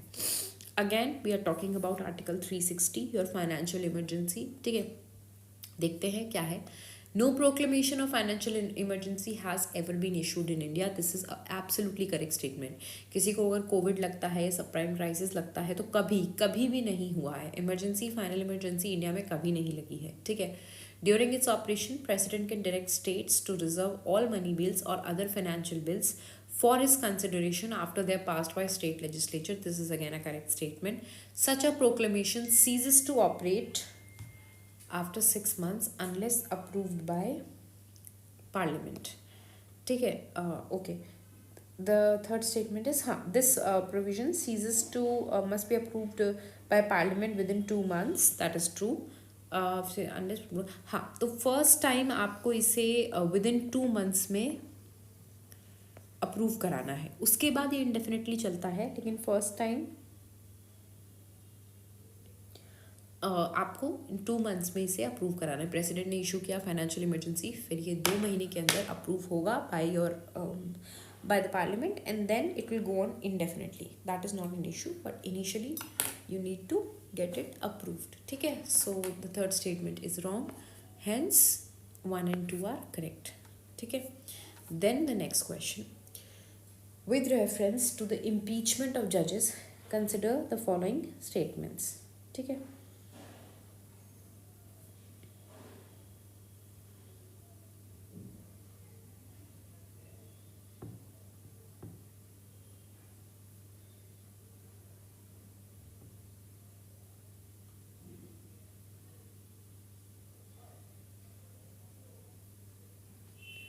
ठीक है. The word impeachment is explicitly mentioned. सबसे पहले तो ये आया एक्सप्लिसिटली, किस में है, कॉन्स्टिट्यूशन में. अच्छा, थोड़ा सा डाउटफुल सा है. Only for president and not for जजेस. Actually this is a correct statement. President के केस में सिर्फ इम्पीचमेंट यूज़ होता है, उसके अलावा किसी के केस में इम्पीचमेंट यूज़ नहीं होता, और एक्सप्लिसिटली आपके कॉन्स्टिट्यूशन में लिखा है, ठीक है. स्पीकर और द चेयरमैन में एडमिट और refuse the motion after preliminary scrutiny. This is a correct statement again, ठीक है. स्पीकर पे डिपेंड करता है ना. मैंने बताया था कोई भी मोशन है या कोई भी रेजोल्यूशन है, it depends on the speaker if they want to get it passed or not, ठीक है. It is in the hands of the speaker, ठीक है. तो फिर प्रोसीजर फॉर रिमूवल ऑफ जजेस is laid down in constitution as follows. A judge of the Supreme Court shall not be removed from his office except by an order of the President passed after an address by each House of Parliament supported by a majority of total membership of the House by a majority of not less than 2/3 of the member of the House present and voting, has been presented to the President in the same session for such removal on the ground of proved misbehavior or incapacity. This is exactly what is written for the judges का thing. Exactly same, है ना. And this is laid down in the constitution as well. So this statement is also absolutely correct, ठीक है. तो ये बिल्कुल सही statement है. ये मैंने ट्रिक के लिए ये कॉन्स्टिट्यूशन लिख दिया था, पर कॉन्स्टिट्यूशन में लिखा है कि ये क्या मेथड है, ठीक है. तो all 3 statements here are correct. So the answer is 3. ये बहुत ही ईजी क्वेश्चन था भाई. राइट टू कॉन्स्टिट्यूशनल रेमेडीज़ कई बार मैं आपको पढ़ा चुकी हूँ. जब मैंने फंडामेंटल राइट्स पढ़ाए थे तब भी मैंने आपको ये पढ़ाया था, ठीक है. This is absolutely a very low hanging fruit, very easy question. ऐसे क्वेश्चन पे प्लीज़ गलती मत करना. Article 32. 19 is your right to free speech, है ना, एंड फ्रीडम ऑफ एक्सप्रेशन है 19. 21 is your right to life and 14 is your right of equality, ठीक है. So please don't make mistakes here. Then we move on to the next FLT which is your FLT 5.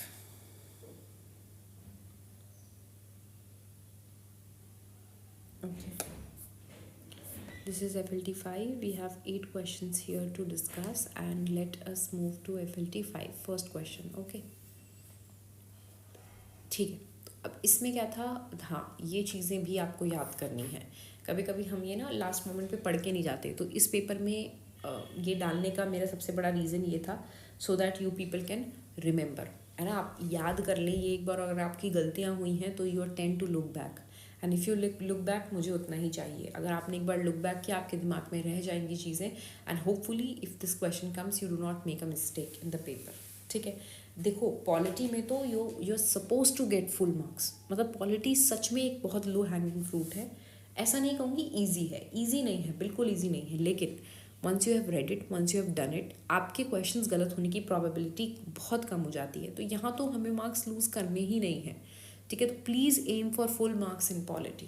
That's why I am trying to cover every aspect, every topic. अगर आपने ये 10 FLTs दिए हैं तो या आप देंगे तो यू वुड रियलाइज़ कि आपका एक एक टॉपिक कवर हो जाएगा. और जो नहीं आ रहा, please go back and revise that. Okay fine. So we have our list 1 and list 2. Just take a minute break. Let me have some water and then we'll continue.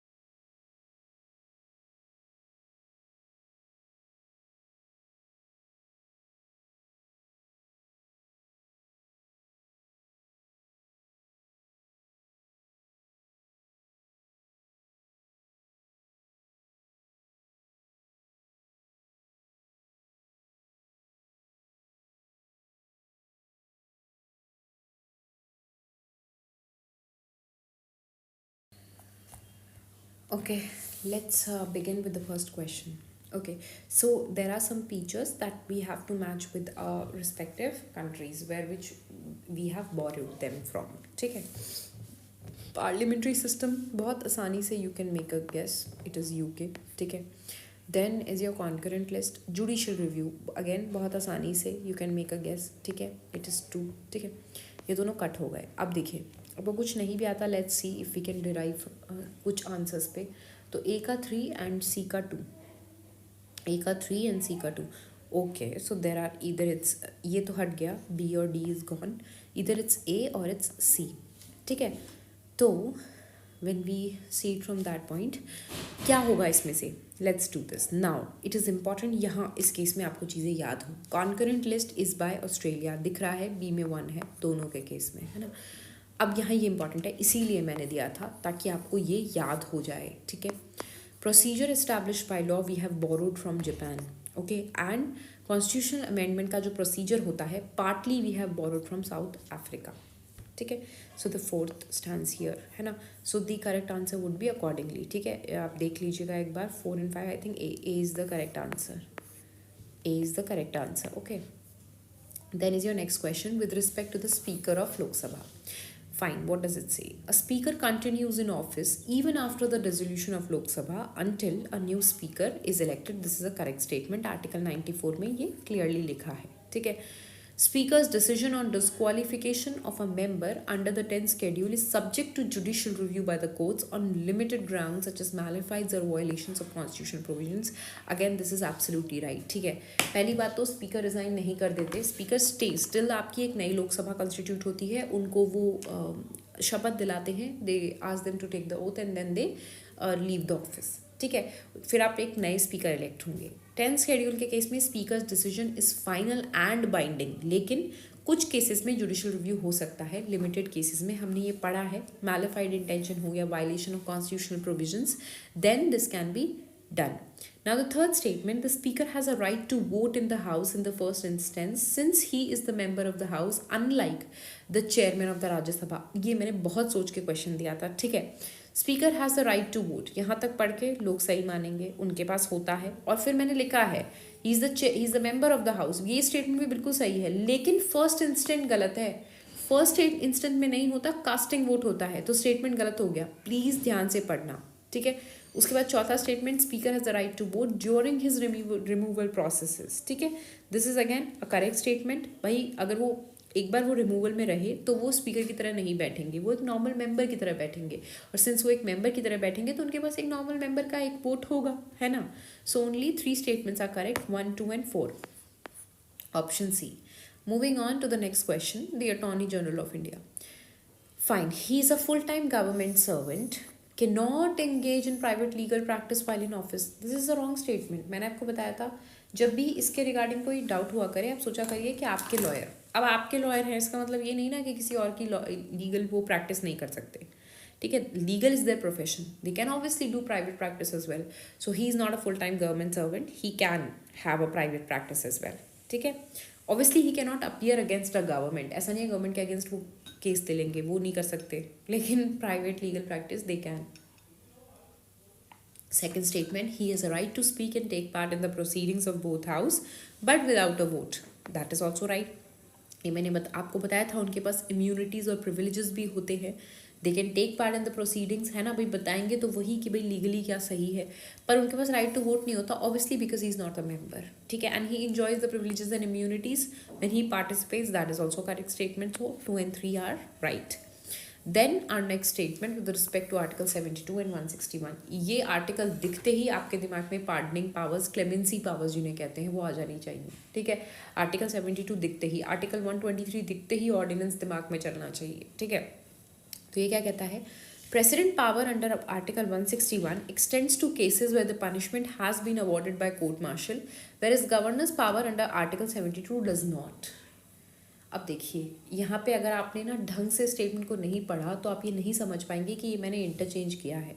Governor के case में 161 है, president के case में 72 है, बस इस question में इतनी ही गलती है और ये स्टेटमेंट गलत हो गया, अदरवाइज ये स्टेटमेंट सही होता। कोर्ट मार्शल की पावर को पार्डन करना प्रेसिडेंट के हाथ में है, गवर्नर के हाथ में नहीं होता, ठीक है। President can grant pardons in case involving a death sentence, but the governor can not grant a pardon in such case, though he may commute a death sentence to life imprisonment, that is a correct statement. ये भी मैंने आपको class में बहुत clearly समझाया था, I will not go into the details, ठीक है। प्रेसिडेंट डेथ सेंटेंस को पार्डन कर सकते हैं, गवर्नर पार्डन नहीं कर सकते, ठीक है, बरी नहीं कर सकते, कम्यूट करके किसी और चीज़ में बदल सकते हैं, ठीक है। In exercising the pardoning powers the president acts as a court of appeal over the entire criminal justice system and his decision can not be judiciary reviewed. भाई यहाँ पे गलत हो गया, ठीक है, they are subjected to judicial review. Sudhakar case, there was this case, Puru Sudhakar case, so that's important. Only second statement is correct. ठीक है, अगेन हम मैच द कॉलम पे आ गए हैं. हमें एक्ट्स को यहाँ फीचर से मैच करना है. Again interesting, very interesting question. Again a revision for your act वाला थिंग. ठीक है, I was not the person who taught you these, but I really hope कि मैंने क्वेश्चन इतने डाल दिए हैं कि आपका खुद ऐसा हो जाएगा कि भाई जाके पढ़ना ही पड़े. चलिए, we'll start from regulating act of 1773. सबसे पहले तो सेंट्रलाइजेशन थोड़ा सा स्टार्ट हो गया था. Establish the office of governor of Bengal. ठीक है, आपका अब 19 देख लेते हैं. 19 लोगों को जनरली याद रहता है और 58 भी याद रहता है. ठीक है, transferred administration from company to crown. ये तो भाई 58 में ही हुआ था. आपकी 57 की रिवोल्ट हुआ, उसके बाद उन्होंने यही किया कि भाई कंपनी अपनी आप रहने दो, क्राउन को दे दो, it will be under British crown. ठीक है, तो डी का 5 है. उसके बाद आपका देखते हैं 1919. इंट्रोड्यूस डायरकी इन प्रोविंसेस. ये यही हुआ है, प्रोविंसेस में डायरकी आई है 1919 से, और सेंटर में आने की कोशिश की गई थी 1935 से. तो हमें 351 हमें ये पता है. ठीक है, so let's see. Okay, so B और सी तो एलिमिनेट हो गए, we left with A and C. ठीक है, चलिए अब देखते हैं आपका 13 चार्टर एक्ट ऑफ 1813. अगर आपने ढंग से पढ़ा हो, this was the act that has done this. It has ended companies' monopoly over trade with India, except T के अलावा उन्होंने कंपनी की मोनोपोली बंद कर दी थी. ठीक है, टी पे कंपनी की मोनोपोली है. टी में टी चाय है ना, उसमें अगर ट्रेड करना है तो your company will do, otherwise सिर्फ कंपनी का रोल नहीं रहेगा. ठीक है, क्योंकि लोग इतने कंपनी के मुनाफे को देख के बाकी यूरोपियन कंपनीज इतना जेलस हो गई थी कि उन्होंने परमिशन मांगी थी कि ये मोनोपोलीज बंद की जाए. Fine, so this is your charter act में this comes to. So again this is your 3-4. So 3-4-2-5-1. तो again A is your answer.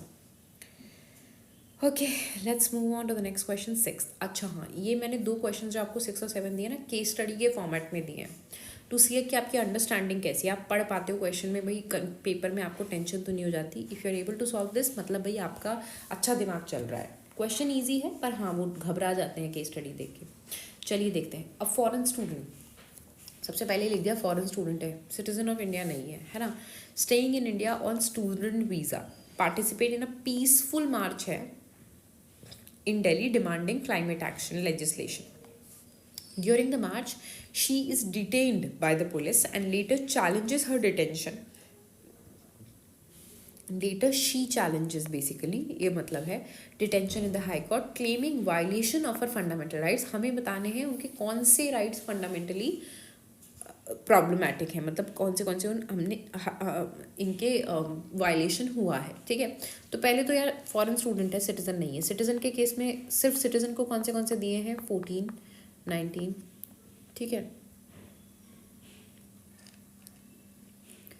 29, 30 है ना, 15 इवन. तो ये सब सिटीज़न के पास है. तो चलो पहले तो ये हटा देते हैं. 14 हटा दिया मैंने.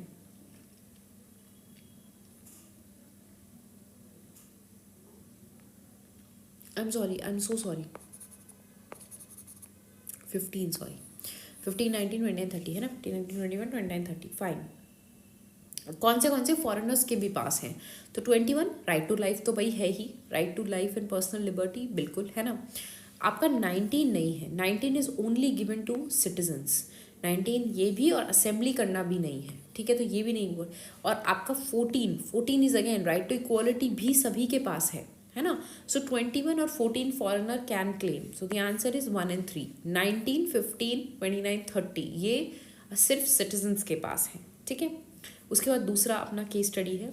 एक जनरल इलेक्शन में इलेक्शन कमीशन ने इशू किया एक ऑर्डर, जिसमें उन्होंने एक डायरेक्टर डीजी रैंक के पुलिस ऑफिसर को स्टेट कैडर जो में थे, जिसमें एक स्टेट से दूसरे स्टेट में ट्रांसफ़र कर दिया कि भाई इनकी न्यूट्रलिटी में प्रॉब्लम है. ठीक है, स्टेट गवर्नमेंट ने इस चीज़ ऑर्डर को चैलेंज किया और ये आर्ग्यू किया कि इलेक्शन कमीशन के पास कोई अथॉरिटी नहीं है ऑल इंडिया सर्विसेज के ऊपर ट्रांसफ़र वगैरह की. ठीक है, तो which one of the following reflects the constitutional position.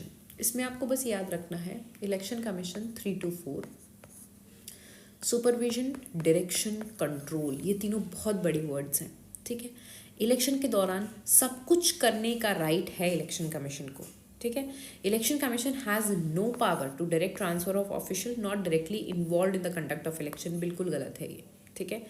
Election commission can only recommend such transfer, the union government must approve them, again very wrong, ठीक है। During electoral process the election commission superintendence and control extend to officers connected with election even if they belong to all India service, this is absolutely right statement, ठीक है।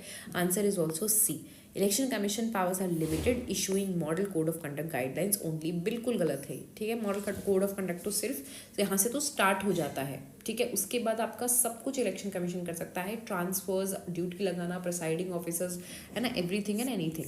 Then we move on to question 8, controller and auditor general का question है ये, ठीक है। Again आपके revision के लिए, इलेक्शन कमीशन का पिछले टेस्ट में हमने देखा था, एक CAG का मैंने यहाँ पे डाल दिया। तो under article 149 the CAG can audit only those bodies authorities which are substantially financed by the government or receive grants directly from the consolidated fund of India। देखिए ये स्टेटमेंट ना हाफ सही है, उन बॉडीज का तो करता ही है, लेकिन ओनली नहीं, सिर्फ उनका नहीं करता। प्रेसिडेंट अगर कोई और बॉडी बोले या कोई बॉडी रिक्वेस्ट करे CAG से कि भाई हमारा ऑडिट कर दो, तो भी CAG कैन ऑडिट, ठीक है। तो this statement is absolutely false, क्योंकि ओनली लिख दिया है ना, सिर्फ इन बॉडीज का करेगा नहीं, ऐसा नहीं है, बहुत वाइड है। According to article 148(3) the salary and service of conditions of CAG cannot be varied to his disadvantage after he has assumed office, this is a true statement. ये मैंने ना इसलिए दिया था कि आपको याद हो जाए आर्टिकल्स जो इंपॉर्टेंट हैं, ठीक है, क्योंकि लोग सिर्फ 148 याद रखते हैं CAG के केस में, 148, 149, 150, 51, प्लीज़ चारों में क्या क्या है ये देख लेना। 151 में report of CAG related to the accounts of union are submitted directly to PAC, this is again PAC को तो सबमिट होती है, ये सही है, लेकिन डायरेक्टली नहीं होती, पहले प्रेसिडेंट के पास जाएगी, प्रेसिडेंट पार्लियामेंट में भेजेंगे और वहाँ से ना पैक के पास जाएगी, समझे, दिस इज द प्रोसेस। तो डायरेक्टली नहीं होता, दैट्स वाई स्टेटमेंट गलत हो गया, अदरवाइज 151 में लिखा यही है, ठीक है, फाइन। तो ओनली टू इज़ करेक्ट। अब आपका मैंने आई थिंक 4 और 5 दोनों FLTs डिस्कस कर लिए हैं, ठीक है। Now we move on to your this FLT 6, ठीक है। We move on to FLT 6। ये I am really sorry, I can not right now transport it to my app, वो नहीं हो सकता, तो इस केस में नो इश्यूज़, हम मतलब इसको ऐसे डिस्कस कर लेंगे, कोई दिक्कत की बात नहीं है। How many questions are there are only 6 questions, so it will not take a lot of time of us as well, ठीक है, fine, we'll try to finish it up in 10 minutes से, ठीक है। चलिए लेट्स स्टार्ट। सो सबसे पहले तो हमारे कुछ ऑफिसेज हैं और हमारी इसमें कुछ कंडीशंस हैं। अगेन बहुत अच्छा क्वेश्चन है, वही मैं कोशिश कर रही थी कि आपकी मैक्सिमम बॉडीज़ में कवर कर दूं, ठीक है।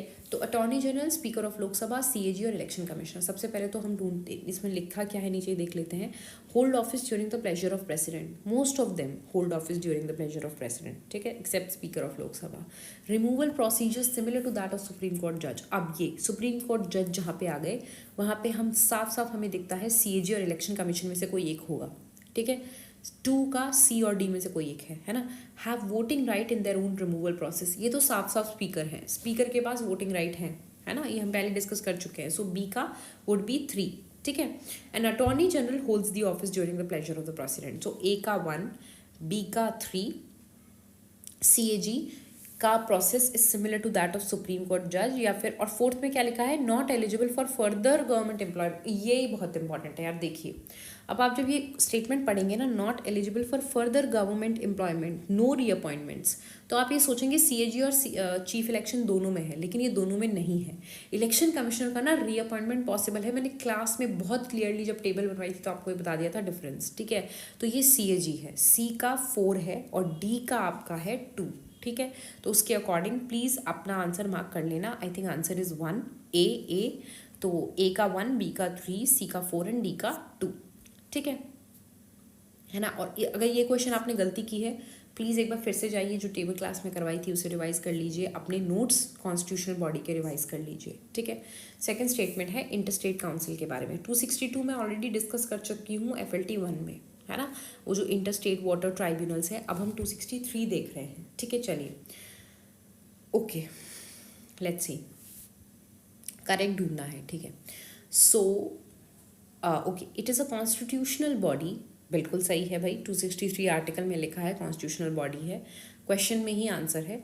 हुज एस्टैब्लिशमेंट इज़ मैंडेटरी, नहीं नहीं नहीं, इसका एस्टैब्लिशमेंट ये कॉन्स्टिट्यूशनल बॉडी ज़रूर है बट मैंडेटरी नहीं है, डिस्क्रिशनरी है। ठीक है, इसका function, the second statement, its function is only advisory and does not include investigation और रिकमेंडेशन। बिना इन्वेस्टिगेट और रिकमेंडेशन के एडवाइस कैसे देगी, है ना। रिकमेंडेशन एडवाइजरी एक ही चीज़ होती है और बिना इन्वेस्टिगेशन के वो होगा नहीं। तो ये स्टेटमेंट तो बस मैंने आपके ऐसे ही, मतलब फॉर इंग्लिश में भी, और आपका कि आप कितने कूल हो, है ना, उसके लिए रखी थी। इंटरस्टेट काउंसिल देखते ही घबरा गए, तो ना काउंसिल का काम होता है एडवाइस, इन्वेस्टिगेशन, रिकमेंडेशन। तो second statement is wrong. First statement is also wrong, mandatory नहीं होता, डिस्क्रेशन होता है। It can be assigned duties as a president may decide, including coordination of policy and dispute resolution. President constitute करते हैं तो president इनको काम बताते हैं। Statement 3 is absolutely right. ठीक है, तो only third statement is right, rest 2 are wrong. ठीक है, अब तीसरा क्वेश्चन है प्रेसिडेंट के ऑर्डिनेंस पावर पे। आर्टिकल कौन सा है, 123। ठीक है, चलिए, first statement, an ordinance issued by the president remains in force for the maximum of 6 weeks after the parliament reassembles unless it is withdrawn और disapproved earlier. This is a correct statement. मैंने बताया था maximum time होता है 6 months plus 6 weeks. ठीक है, president parliament reassemble होने के 6 वीक तक रहता है। अगर अप्रूव हो गया बहुत अच्छी बात है, लॉ बन जाएगा, है ना। डिसअप्रूव हो गया तो भी हट जाएगा, लेकिन 6 वीक के बाद अपने आप बैनिश हो जाता है। ठीक है, second statement is, once an ordinance is replaced by an act of parliament, its validity can not be question on the ground that the original constitution was ordinance was unconstitutional. Statement is absolutely wrong. ठीक है, क्यों नहीं हो सकता, मान लो इसे act में हमने बदल दिया, तो आप कॉन्स्टिट्यूशनली बिल्कुल इसे चैलेंज कर सकते हैं कि भाई जो आपने ऑर्डिनेंस बनाया था वो ही अनकॉन्स्टिट्यूशनल था, तो जो एक्ट आई है वो तो ऑब्वियसली अनकॉन्स्टिट्यूशनल होगी, है ना। So it can obviously B challenged, है ना। Cannot be question, cannot be done, ये क्वेश्चंस, ये बहुत एक्सट्रीम स्टेटमेंट्स होते हैं, ध्यान से पढ़ा करो, जनरली गलत होते हैं। ठीक है, statement 2 is wrong. Then is a third statement, president's satisfaction while issuing an ordinance is open to judicial review. Everything is open to judicial review except delimitation. ठीक है, तो अब ये भी judicial review के open है, तो third is also right. So 1 and 3 are right. Option B.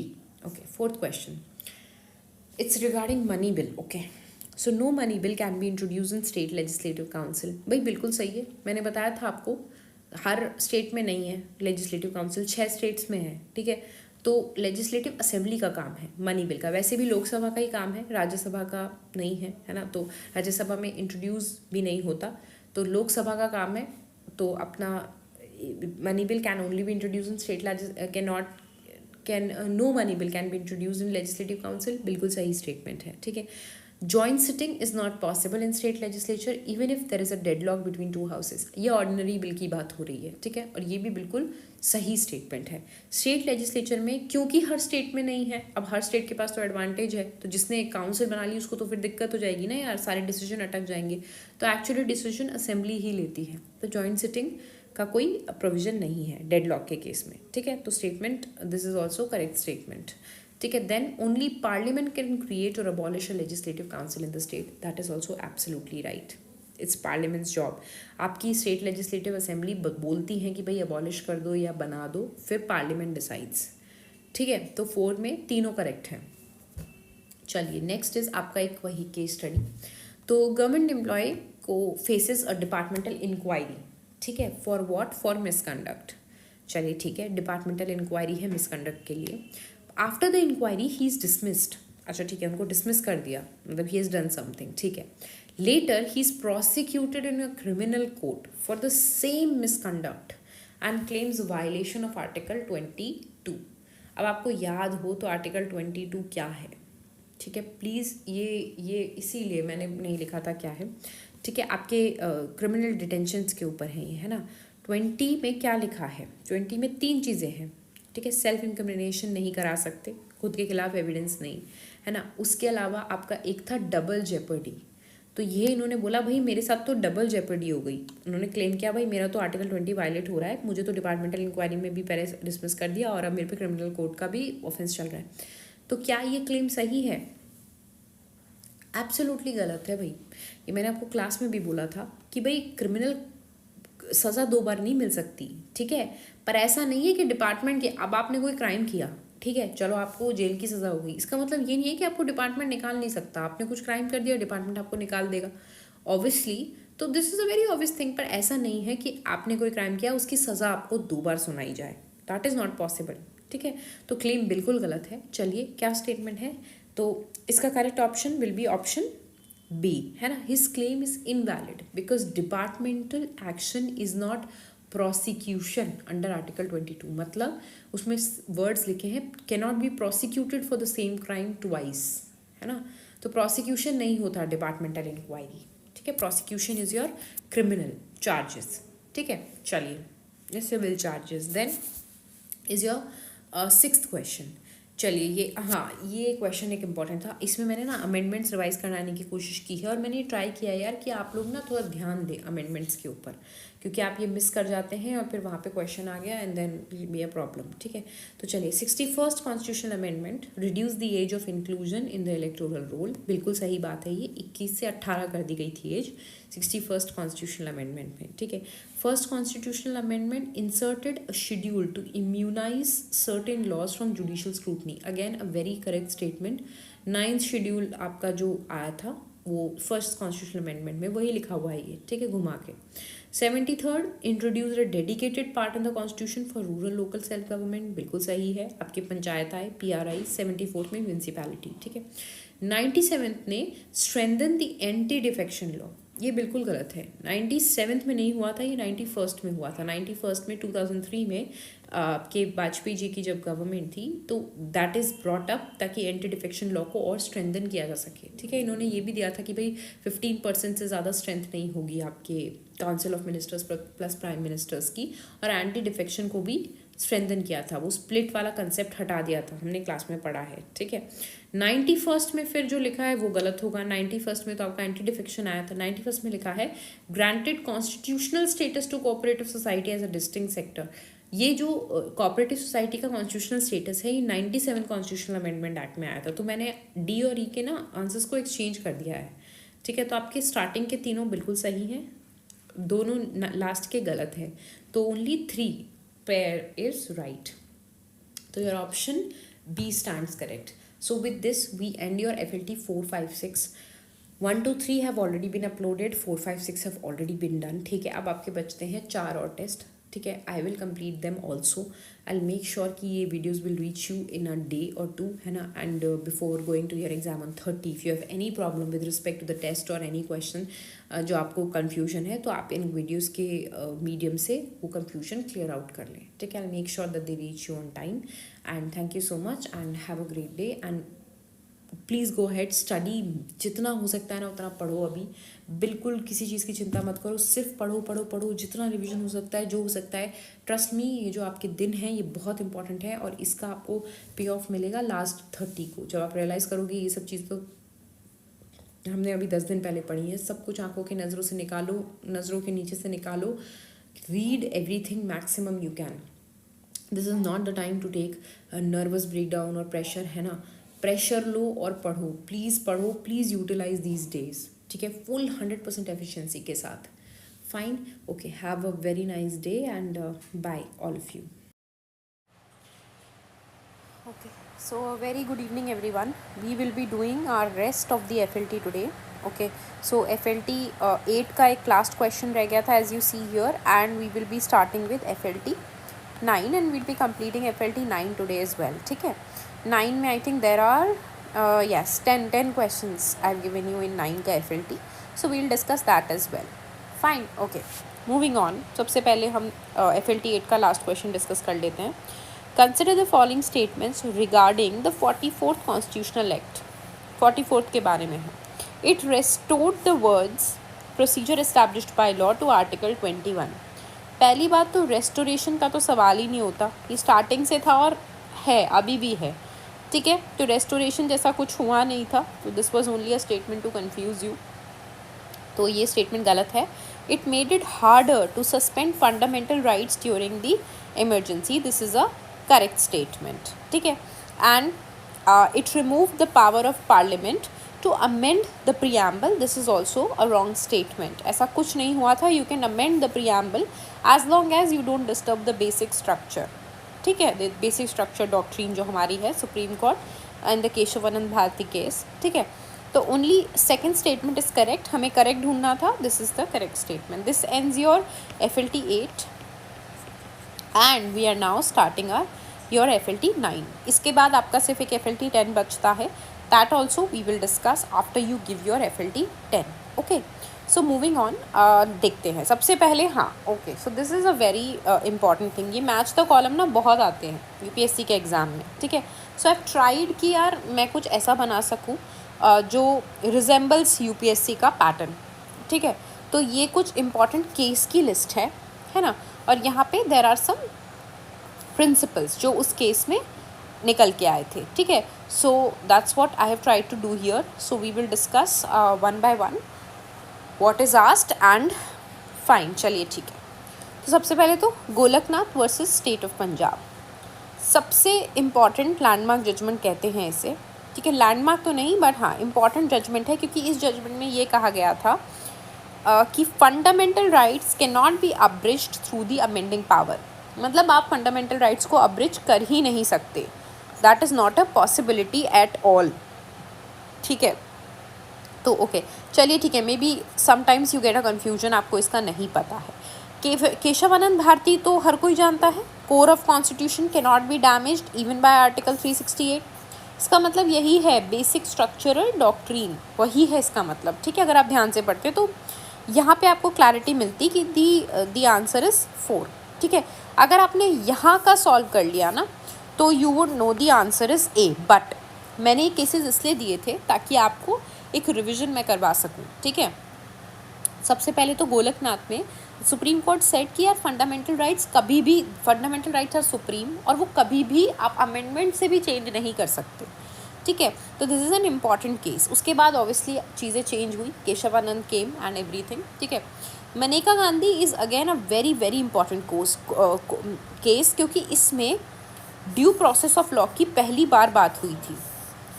ठीक है, Maneka Gandhi versus union of India में ड्यू प्रोसेस ऑफ लॉ की पहली बार बात हुई थी कि भाई आर्टिकल 21 में जो प्रोसीजर एस्टैब्लिश्ड बाय लॉ है उसकी जगह ड्यू प्रोसेस ऑफ लॉ. और इनका डिफरेंस मैंने आपको क्लास में बहुत सब्सटेंशियली समझाया था, तो I will not go into the details. ठीक है, मिनर्वा मिल्स का केस में अमेंडिंग पावर्स पार्लियामेंट की लिमिट की गई थी. ठीक है, सो दिस इज़ 2 है ना. मिनर्वा मिल्स में आपका DPSP और फंडामेंटल राइट्स में हारमनी लाने की बात की थी. ठीक है, principle of harmonious. Okay, so this was given. तो ये दिस इज़ द आंसर. तो 3 4 1 2. ठीक है, वो आप पहले ही अंदाज़ा लगा लेते अगर आप केशवानंद भारती कर देते तो. ठीक है, तो क्वेश्चन तो गलत नहीं होना चाहिए था, बट हाँ इससे आप रिविजन कर सकते हैं and you can have a look again. फिर सेकंड क्वेश्चन है, with reference to the federal structure of India constitution consider the following statement. ठीक है, फेडरल को ध्यान में रख के क्वेश्चन सुनना है. तो क्या है, constitution assigns residuary legislative powers to the union, which is a correct statement, but the executive power over those subject vests in the state unless the parliament provides otherwise. Why will this happen? मतलब ऐसा क्यों होगा भाई? हमें साफ साफ पता है जो लेजिस्लेटिव पावर्स का सेटअप है वही एग्जीक्यूटिव पावर्स का सेटअप है. एक्सटेंशन ही है ना, हमारे पोरस है लेजिस्लेटिव और executive. This is not exactly different from each other, है ना. पोरस है तो जितना इसका एक्सटेंट होगा उतना ही एग्जीक्यूटिव का एक्सटेंट होगा. तो अगर रेजिड्यूरी पावर्स लेजिस्लेटिव की रेजिड्यूरी पावर्स यूनियन के पास हैं तो एग्जीक्यूटिव पावर्स भी यूनियन के पास ही होंगी. ठीक है, तो फर्स्ट स्टेटमेंट इज़ फॉल्स. ठीक है, residuary executive powers automatically goes to the union. Fine. Next statement, during a national emergency a union can legislate on state list subjects but the states retain the exclusive executive power. ये क्या है? This is a very extreme statement. ठीक है भाई, national emergency है, highest crisis in your country has been going on. ठीक है,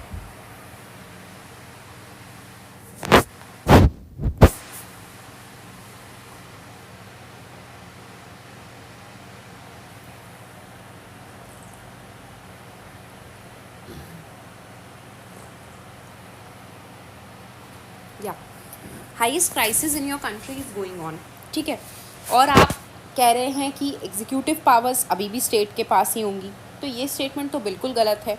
both legislative and executive powers go to the union parliament, ठीक है. This is also a false statement. In matters where both parliament and state legislature are competent to legislate, ठीक है, the union executive power automatically prevails over state. It's absolutely a correct statement. Concurrent list है, दोनों बना सकते हैं, centre law state, ठीक है, but ये अगर हेड ऑन एक दूसरे के साथ कोलाइड की, अगर डिफरेंट हुई तो centre law will prevail. I already told you in class, I don't need to explain it further. फिर भी मैंने आपको थोड़ा सा एक्सप्लेनेशन एग्जाम्पल के थ्रू दे दिया है, ठीक है, फेडरल स्ट्रक्चर के उसमें. This was a good question, ठीक है. आई वॉज एक्सपेक्टिंग कि आप दिमाग लगाएंगे, क्लास में हमने पढ़ा था सेंटर स्टेट रिलेशंस, तो उसको आप अप्लाई करेंगे, ठीक है. तो this is how questions could be framed centre state के मैटर में, ठीक है. चलिए अब हम बात कर रहे हैं ओके एक्ट्स की. कॉन्स्टिट्यूशनल डेवलपमेंट जो ब्रिटिश इंडिया में हुए उसके बेसिस पे. तो Indian council act 1861 mark the beginning of legislative decentralisation by restoring law making powers to presidency of Bombay and Madras. FLT 1 या 2 के टाइम पे मैंने आपको पूरा 61 का ब्रीफ दिया था. Yes, it did mark the starting of decentralization. This is a correct statement.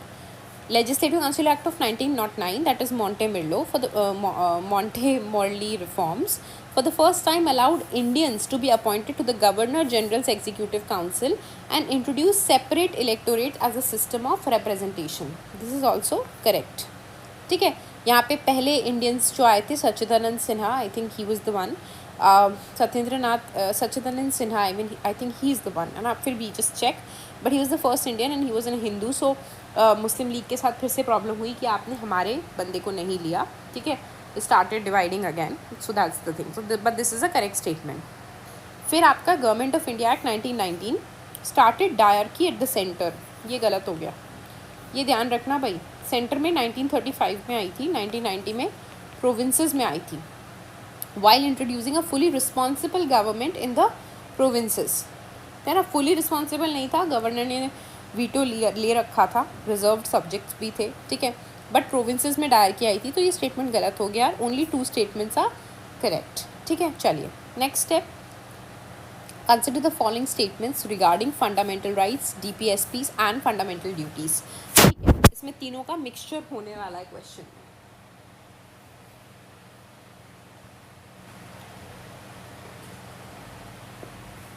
Just give me a minute, please.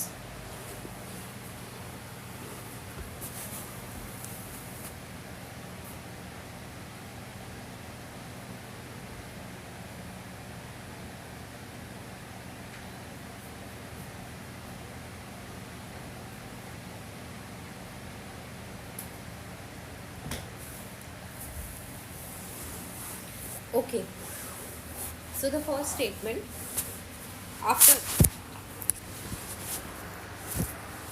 after the 42nd and 44th constitutional amendment, the court may strike down a law implementing a DPSP if it violates the basic structure, even though DPSP themselves are non-justiciable.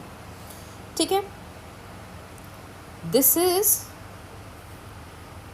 may strike down a law. This is a correct statement.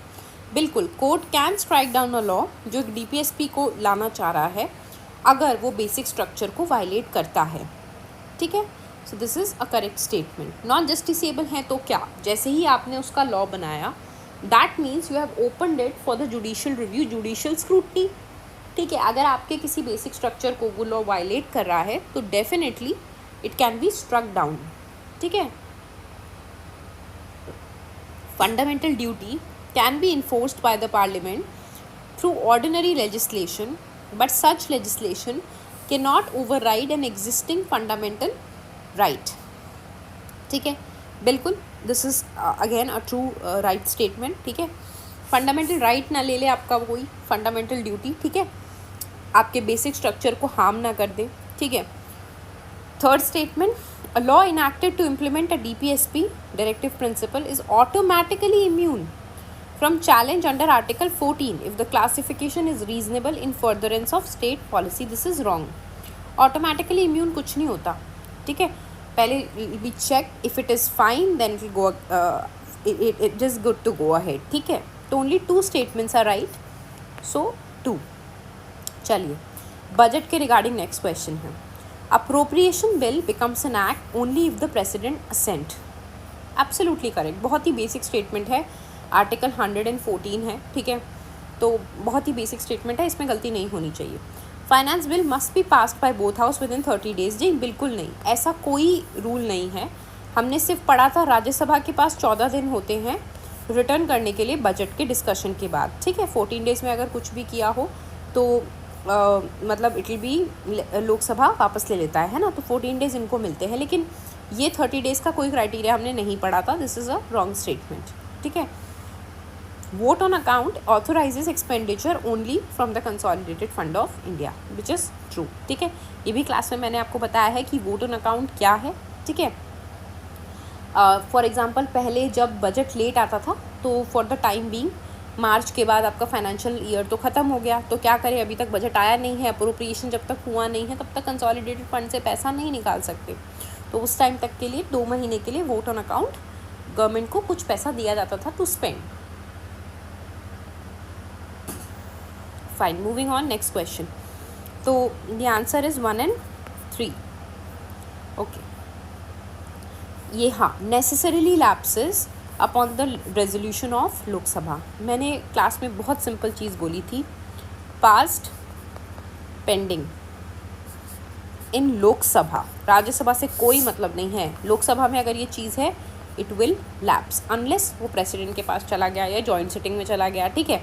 तो चलिए, अब bill pending in Rajya Sabha, Lok Sabha के बारे में कुछ नहीं लिखा है, that means it can not lapse. Lok Sabha में अगर पेंडिंग या पास्ड होता तब देखते, ठीक है।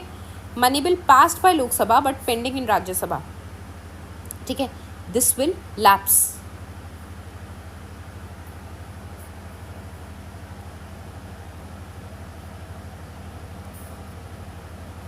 ठीक है, notice of no confidence motion, ठीक है, दिस अगेन विल लैप्स, ठीक है।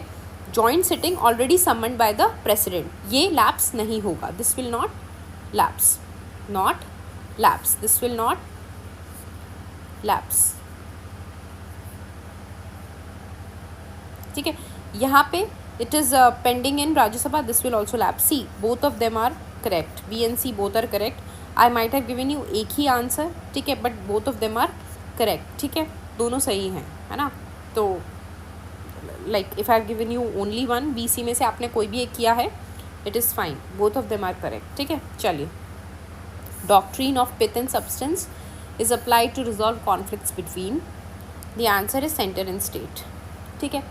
पिथ एंड सब्सटेंस क्या है, मतलब अब मैं आपको इसका थोड़ा सा अगर डिटेल दूँ, वैसे तो मतलब ठीक है, I will give you the detail, it is fine, let's talk about it. So